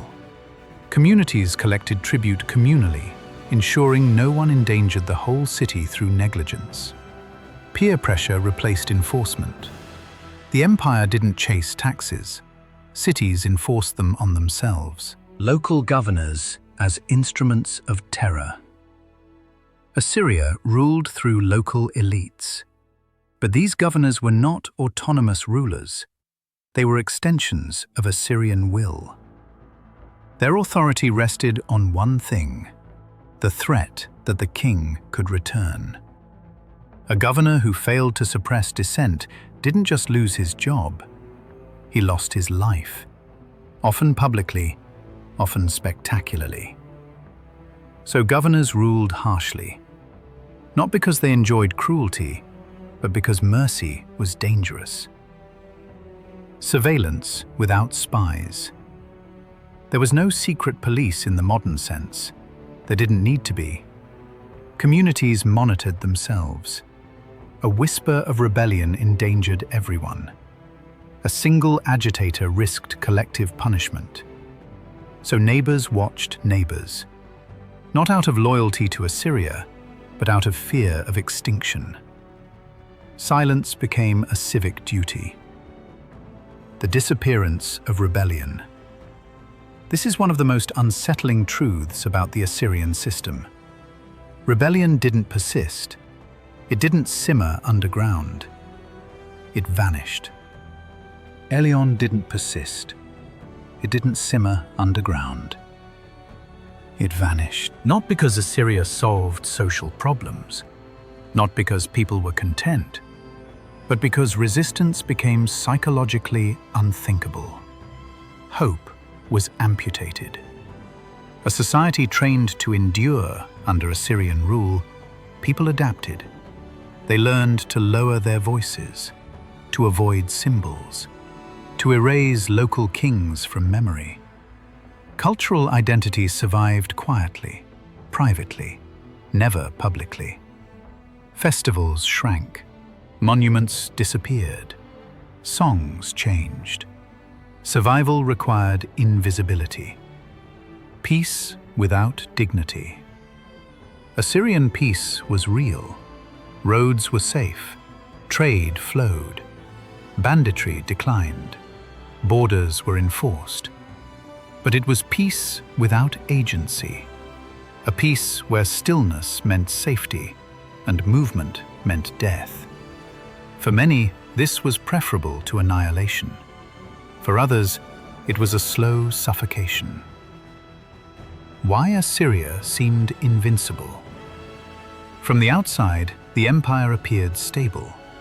Rebellions were rare. Tribute flowed. Order reigned. But this stability was brittle. It depended entirely on fear. And fear has limits. When it works perfectly. When it fails, it collapses all at once. And that collapse was coming. Assyria did not conquer the world because it was unstoppable. It conquered because no one stopped it in time. And that difference matters. A world too divided to resist. The Near East Assyria expanded into was not united. It was fractured, politically, culturally, and militarily. City-states competed with city-states. Kingdoms distrusted their neighbors more than they feared Assyria. Old grudges mattered more than new threats. Everyone believed someone else would be targeted first. And often, they were right. By the time Assyria reached you, your neighbors were already gone, burned, deported, erased, and there was no one left to stand beside you. Fear destroys alliances before armies do. Coalitions require trust. Assyria specialized in destroying it. When one city rebelled, it was annihilated publicly. When another submitted, it was spared. This created a fatal incentive structure: survival through isolation. Why risk helping a neighbor if doing nothing kept you alive? Why commit troops when surrender bought peace? Fear didn't just intimidate, it paralyzed coordination. States watched each other fall and quietly recalculated their chances. Always alone, always too late. Surrender became rational. Assyria engineered a situation where resistance looked irrational. The math was brutal and obvious. Resist, and you face siege, starvation, torture, deportation. Submit, and you keep your city, your life, and a fragment of autonomy. This wasn't cowardice, it was survival logic. Entire regions surrendered without a single battle because the outcome of resistance was already known. Assyria didn't need to win wars everywhere. It needed to win reputations. The myth of inevitability. Over time, Assyria acquired an aura of destiny. Not because it was invincible, but because it was consistent. It always responded the same way. It always followed through. It always punished defiance. This reliability created inevitability. People stopped asking if Assyria would win. They only asked how long until it arrived. And inevitability is one of the most powerful weapons an empire can possess. Everyone waited. Each kingdom believed resistance required someone else to go first. Someone stronger, someone farther away, someone already doomed. But no one volunteered to be the example. So the line of resistance kept retreating, city by city, generation by generation, until there was no frontier left. Assyria didn't defeat a united opposition. It defeated a series of isolated victims. The silence of bystanders. Perhaps the darkest truth is this. Many knew what Assyria was doing. They heard the stories. They saw the refugees. They understood the system, and they chose silence. Not because they approved, but because intervention seemed suicidal. This wasn't moral failure alone. It was structural intimidation. Fear turned empathy into self-preservation. Power without challengers grows reckless. Because no one stopped Assyria early, it grew stronger. More armies, more resources, more confidence. Unchecked power escalates, and escalation always breeds overreach. The same fear that prevented resistance also prevented correction. There was no feedback, no restraint, no coalition to impose limits. Assyria learned the wrong lesson from its success. It believed terror could rule forever. Why resistance finally came too late? When coalitions eventually formed, they formed against a system already stretched thin. Enemies learned, adapted, united. But by then, the damage was done. Millions displaced, cultures shattered, cities erased. Stopping Assyria late did not undo Assyria's legacy. It only ended its expansion. The final irony. Assyria fell not because no one resisted. It fell because resistance came all at once, after fear lost its grip.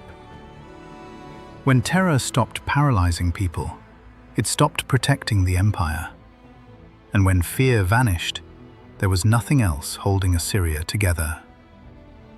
Terror is a weapon you can aim outward, but it never stops there. Assyria learned this too late. What began as a system designed to control others slowly rewired the minds of those who enforced it, until fear no longer pointed away from the empire, but inward, toward itself. A society trained to expect violence. From childhood, Assyrians were surrounded by images of brutality. Palace walls did not show harvests, weddings, or peace. They showed bodies broken, cities burning, enemies begging. These were not warnings meant for foreigners alone. They were educational tools for Assyrians themselves. This is what power looks like. This is how order is maintained. This is what happens when control slips. When violence is normalized at every level, it stops being shocking, but it never stops being corrosive.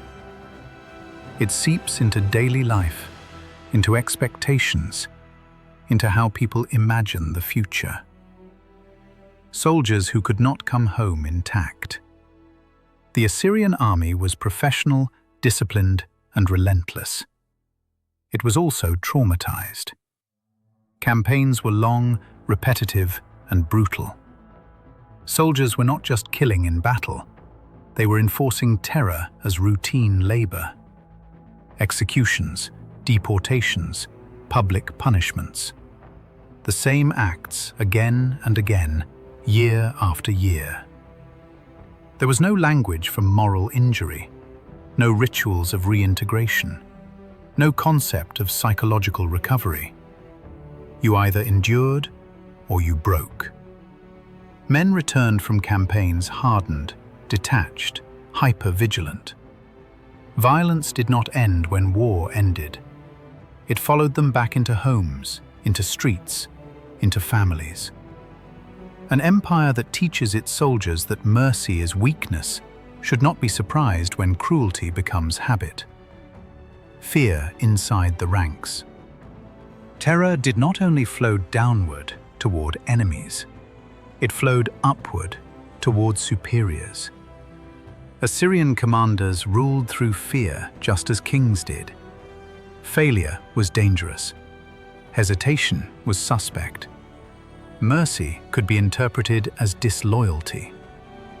A general who failed to suppress a rebellion was not simply incompetent, he was potentially treasonous. This created a culture where everyone performed ruthlessness, even when it was unnecessary. Because restraint was riskier than excess.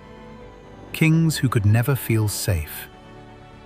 Assyrian kings ruled from thrones surrounded by enemies, real and imagined. They had trained the world to fear them. But fear does not create loyalty, it creates compliance under pressure. Every province was a potential rebellion, every governor a potential traitor, every silence a possible conspiracy. Kings responded by tightening control, more surveillance, more punishments, more displays of dominance. The empire became obsessed with preemptive violence, striking before threats materialized, punishing before dissent spread. Paranoia became policy. Power that cannot relax. A system built on terror has no off switch. You cannot suddenly rule gently when your authority rests on fear. The moment violence pauses, people test the silence. Assyria understood this intuitively, which meant the brutality had to escalate. Each generation of rulers needed to be harsher than the last, not because they wanted to, but because precedent demanded it. Yesterday's terror became today's baseline. To rule was to constantly prove you were still frightening enough. Violence turned inward. Over time, the tools of terror were increasingly used inside Assyria itself. Punishments grew harsher for internal dissent. Court politics became lethal. Accusations multiplied. Purges followed. The same logic applied everywhere. Eliminate risk by eliminating people. Trust evaporated. When fear governs relationships, cooperation collapses. Officials hid information. Generals exaggerated successes. Governors lied about loyalty in the provinces. Bad news became dangerous. And when leaders no longer hear the truth, they make catastrophic decisions. Cultural exhaustion. An empire sustained by terror burns energy at an enormous rate. It requires constant campaigns, constant enforcement, constant vigilance. Assyria's population was finite. Its soldiers were human. Its administrators aged, broke, and died. The emotional cost accumulated silently. You can only live inside a narrative of annihilation for so long before it hollows you out. There were no stories of a peaceful future, only warnings of collapse if violence stopped. That is not a sustainable imagination. When fear loses its edge. The greatest paradox of terror is that it eventually numbs. When brutality becomes expected, it loses some of its power to shock. Enemies adapt psychologically. Subjects learn to endure. Soldiers grow desensitized. Assyria responded by increasing the scale. But scale cannot replace meaning. At some point, killing more people does not create more control. It creates chaos. The empire crossed that threshold without realizing it. An empire trapped by its own myth. Assyria believed its identity was terror. To abandon it felt like self-annihilation. So even as conditions changed, enemies coordinating, resources thinning, internal stability weakening, the response remained the same. More fear, more punishment, more force. The solution to every problem was the very thing creating new ones. The unseen collapse begins inside. Empires rarely fall first on the battlefield. They fracture internally. By the time Assyria faced united resistance, it was already psychologically compromised. Paranoid leadership, exhausted soldiers, brittle administration, and a population conditioned to obey, but not to innovate or adapt. Fear had kept the empire standing. It had also made it fragile. Because fear can control behavior, but it cannot inspire resilience. The final cost. Assyria mastered terror better than any state before it, and paid for that mastery with its soul. The violence that terrified the world reshaped Assyria itself, until brutality was no longer a strategy, but a reflex, no longer a tool, but an identity. And identities built on fear cannot survive a moment of weakness. When the terror finally faltered, there was nothing underneath to hold the empire together. Empires rarely collapse because they lose a single battle. They collapse because the system holding them together finally fails. For Assyria, that system was terror. And terror has limits. Too large to control, too hated to sustain. By the late height of its power, Assyria stretched farther than any of its kings could meaningfully govern. The empire spanned mountains, deserts, river valleys, and coastlands, all ruled by the same logic: obedience or annihilation. This worked when expansion was rapid and resistance fragmented. It failed when the map grew too large. Distance slowed response times. Garrisons were thin. Governors ruled provinces they did not understand, over peoples who had no reason to feel invested in Assyrian survival. There was no shared identity, only submission. An empire with subjects, not allies. Assyria had no friends.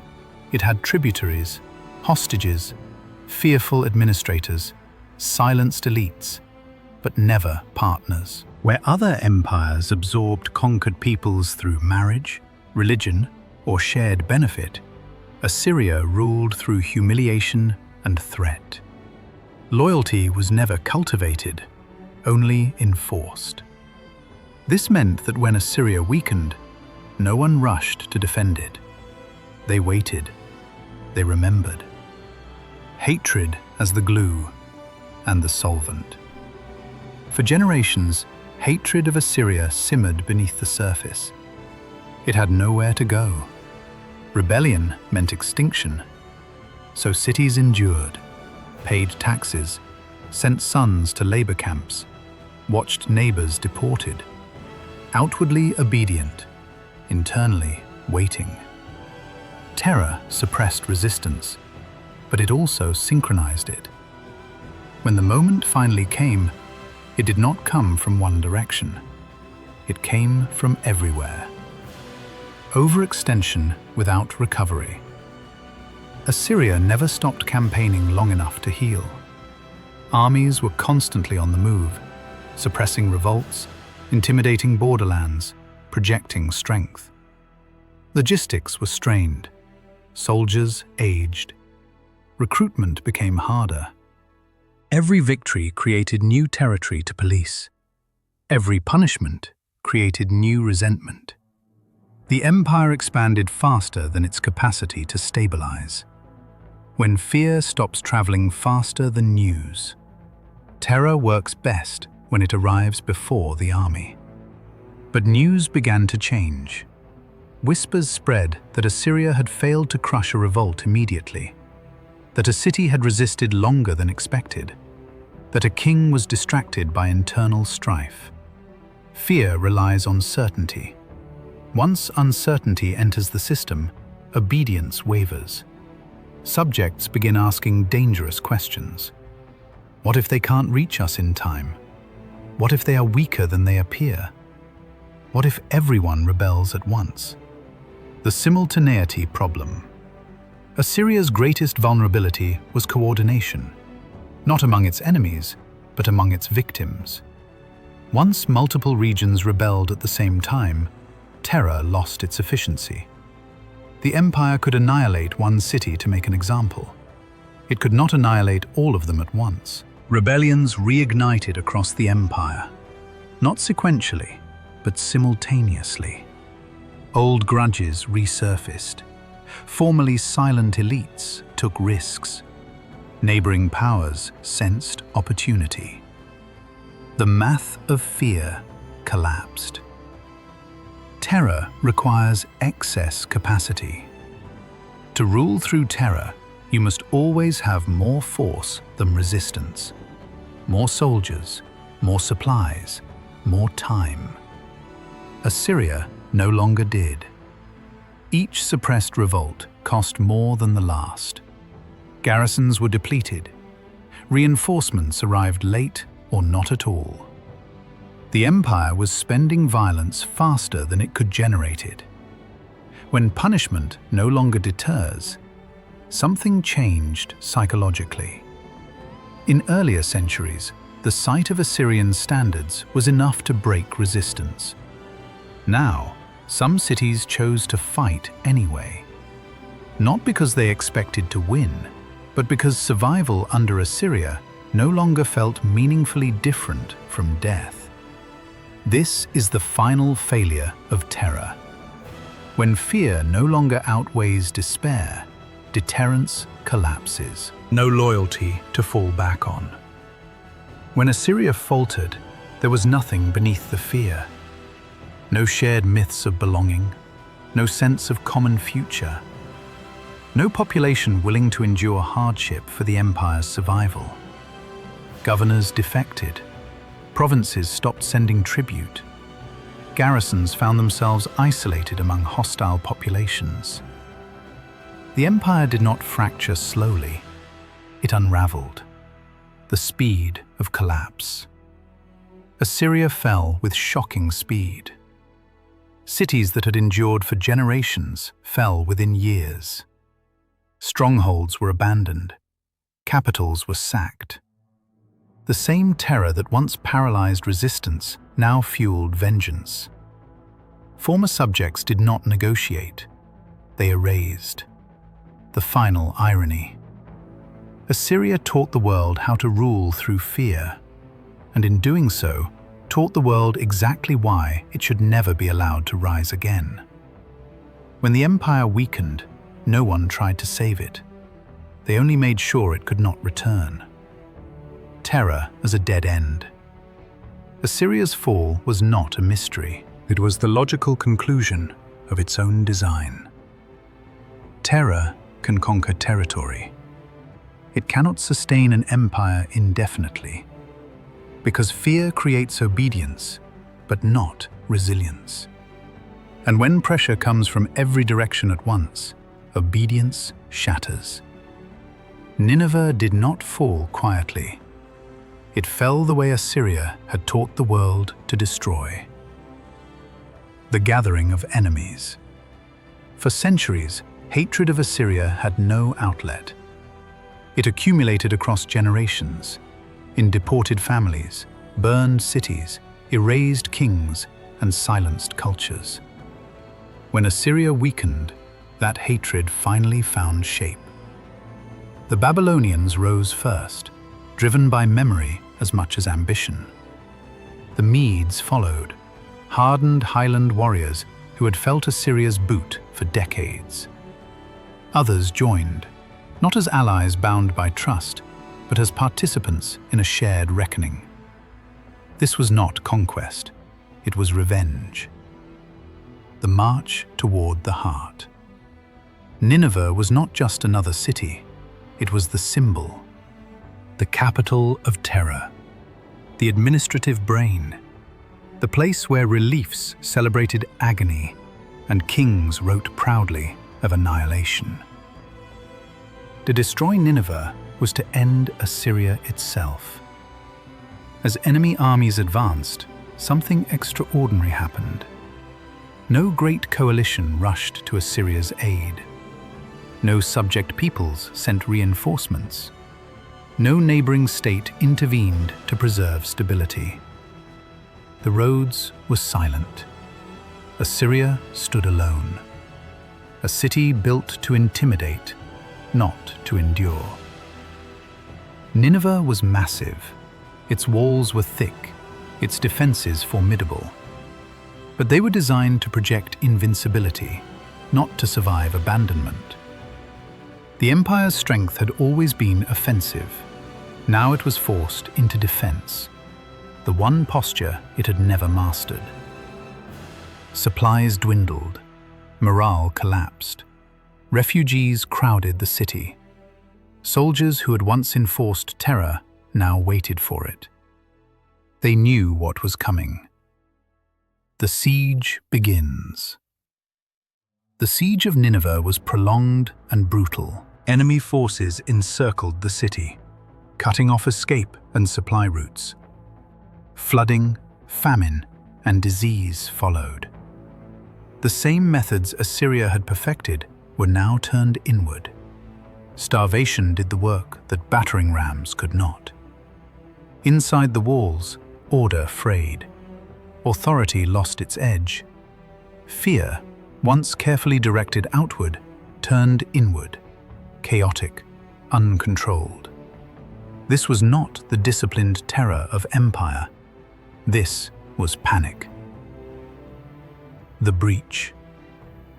When Nineveh finally broke, it was not with negotiation. It was with fire and steel. The attackers poured in. There was no restraint, no attempt to preserve institutions, no mercy extended for surrender. Why would there be? Assyria had never offered mercy. Cities were looted, temples desecrated, palaces burned. The symbols of power were targeted deliberately, archives destroyed, reliefs shattered, monuments toppled. This was erasure. Receiving their own medicine. Ancient sources describe the destruction with a grim symmetry. What Assyria had done to others was now done to Assyria. Executions, mass killings, the city put to the sword. The difference was not cruelty, it was intent. The conquerors were not trying to rule Nineveh. They were trying to make sure it never ruled again. No negotiations, no preservation. In many ancient conquests, capitals were spared to be reused. Nineveh was not. Its destruction was total enough that for centuries its location was forgotten. The greatest city of its age vanished into rubble and dust. This was deliberate, a warning written in absence. The archaeological silence. Modern archaeology confirms what ancient texts imply. Burn layers, collapsed walls, abandoned structures. Nineveh was not rebuilt. Life did not resume. The administrative heart of Assyria stopped beating, and nothing replaced it. Empires can lose capitals and survive. Assyria could not. Because Nineveh was not just a city, it was the system, the speed of the end. What followed was not a long decline. It was collapse. Other Assyrian cities fell in rapid succession. Garrisons surrendered or were destroyed. The imperial network disintegrated. Within a generation, Assyria ceased to exist as a political entity. A state that had dominated the Near East for centuries disappeared almost overnight. No one came to save them. This is the most telling detail. No relief army arrived. No mass uprising in defense of Assyria occurred. No coalition formed to preserve balance. The silence was deafening. Assyria had spent centuries ensuring obedience through fear. When fear failed, there was nothing left. No loyalty, no gratitude, no reason to intervene. Memory as judgment. Later cultures remembered Assyria not as a tragic empire, but as a cautionary one. Its achievements were acknowledged. Its brutality was emphasized. It became a symbol, not of greatness, but of excess, power without restraint, order without compassion, control without consent. The empire that taught the world and paid the price. Assyria changed history. It professionalized warfare, perfected logistics, understood psychology before psychology had a name.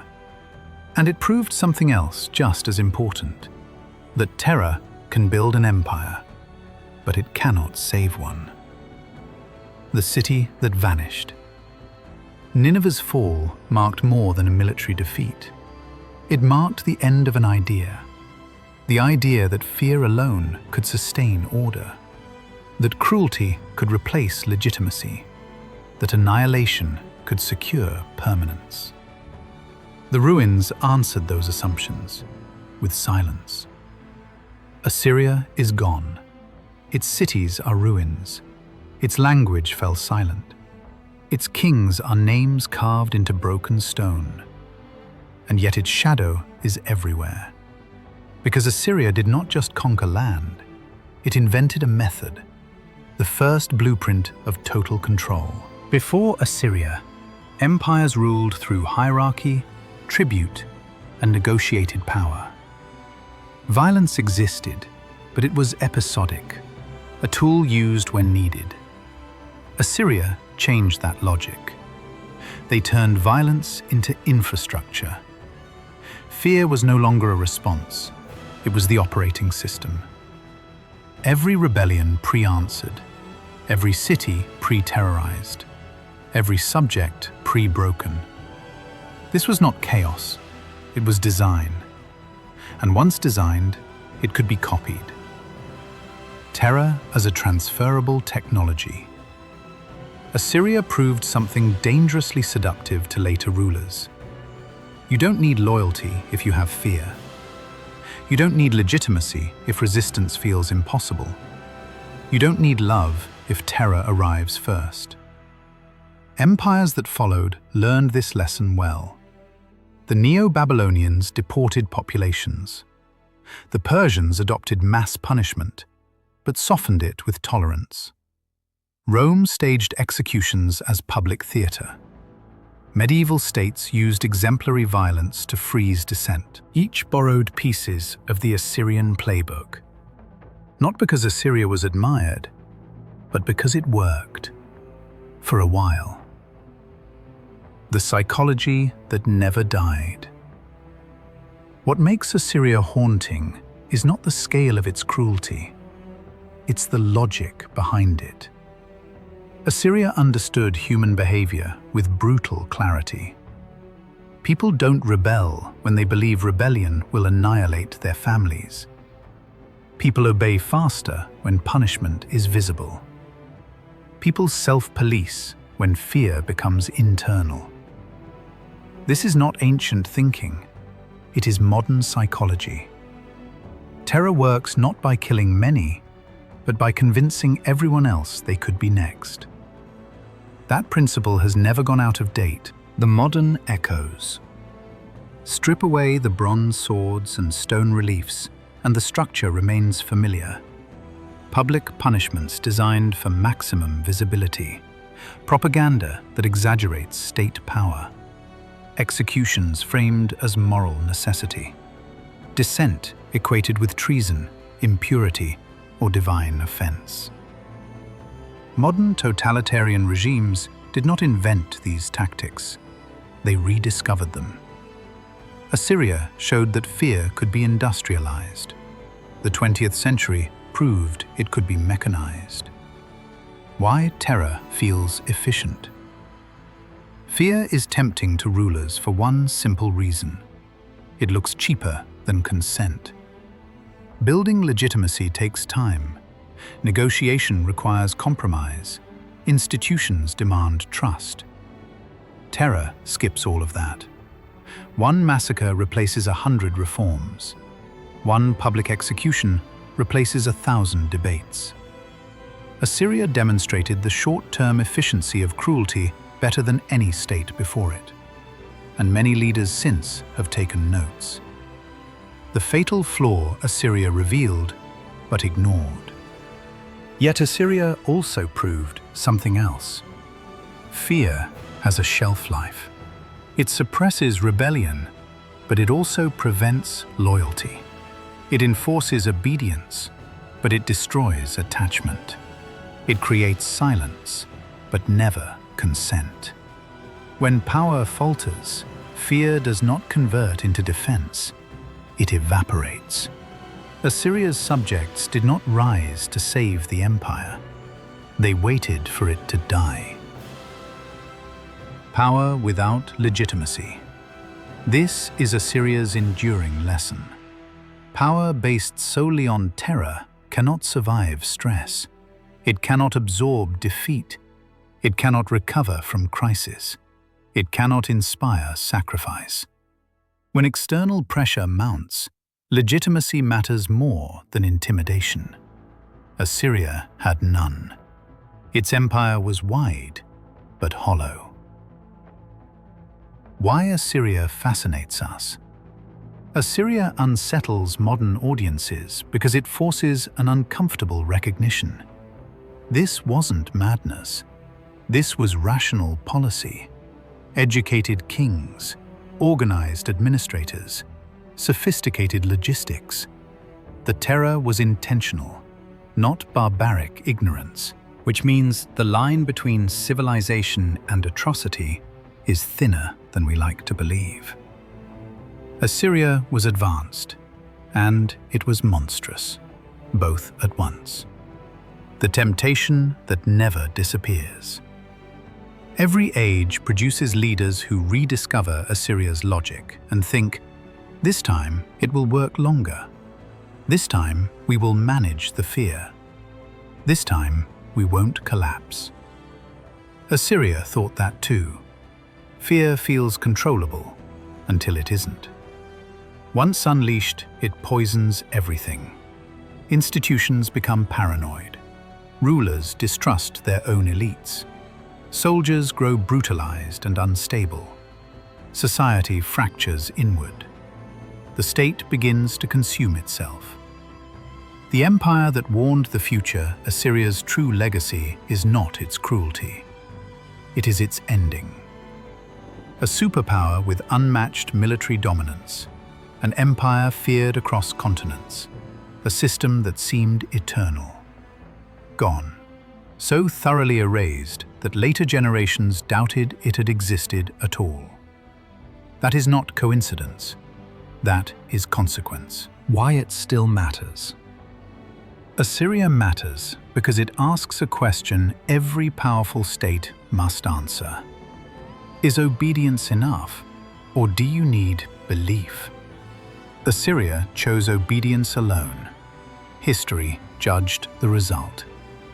Fear can conquer territory. Fear can silence populations. Fear can build empires faster than trust ever will. But fear cannot hold them together. The final inheritance Assyria left the world a manual and a warning. The manual has been studied repeatedly. The warning is often ignored. Because terror works until it doesn't. And when it fails completely. In the end, history always returns to the human scale. Not to empires, not to armies, not to kings carved larger than life in stone. It returns to bodies, to breath, to fear felt in the chest. Assyria understood humans intimately, and that is why it frightens us still. Fear works. We should not lie to ourselves. Fear does work. It silences mouths. It stills hands. It empties streets. It can stop rebellion faster than laws ever could. It can hold together vast territories without consent, shared identity, or loyalty. Assyria proved this beyond doubt. For centuries, cities surrendered without battle. Populations obeyed without protest. Entire regions fell quiet under the weight of expectation. Fear disciplined millions. This is the uncomfortable truth modern audiences often want to avoid. Assyria was not naive. Assyria was effective. But fear has no memory of mercy. Fear never forgets, and it never forgives. Every flayed body, every impaled rebel, every deported family. These things did not vanish when obedience followed. They accumulated. Silence is not peace. Submission is not loyalty. Fear compresses anger. It stores it. It pushes it underground, where it does not dissipate. It ferments. Assyria mistook quiet for stability. That mistake was fatal. An empire without mourners. When Assyria began to crack, something strange happened. No one rushed to defend it. No allied kings arrived with armies. No subject cities fought to preserve the empire. No populations resisted its collapse. Assyria had ruled millions, but inspired no one. Empires built on shared identity are remembered with nostalgia. Empires built on terror are remembered only when they fall. Assyria died surrounded by enemies and met with indifference by those it had ruled. That silence was the final verdict. What remains of Assyria? Assyria left no philosophy admired by later generations, no legal code celebrated for justice, no moral legacy embraced by its successors. What survived were images of cruelty, reliefs of flaying, boasts of slaughter, cities turned to ash. Even Assyria's own words became its indictment. They wanted fear to echo forward. It did, but not in the way they intended. Power that consumes itself. Ruling by fear does not only destroy the ruled, it corrodes the ruler. Kings grow paranoid. Elites turn inward. Violence escalates because restraint feels like weakness. Every challenge must be crushed harder than the last, because the system allows no other response. Fear cannot de-escalate. It only intensifies. Eventually, the state expends more energy maintaining terror than governing life. At that point, collapse is not an accident. It is entropy. The loneliness of terror empires. Assyria discovered a truth too late. Terror builds empires that stand alone. They have subjects, not citizens.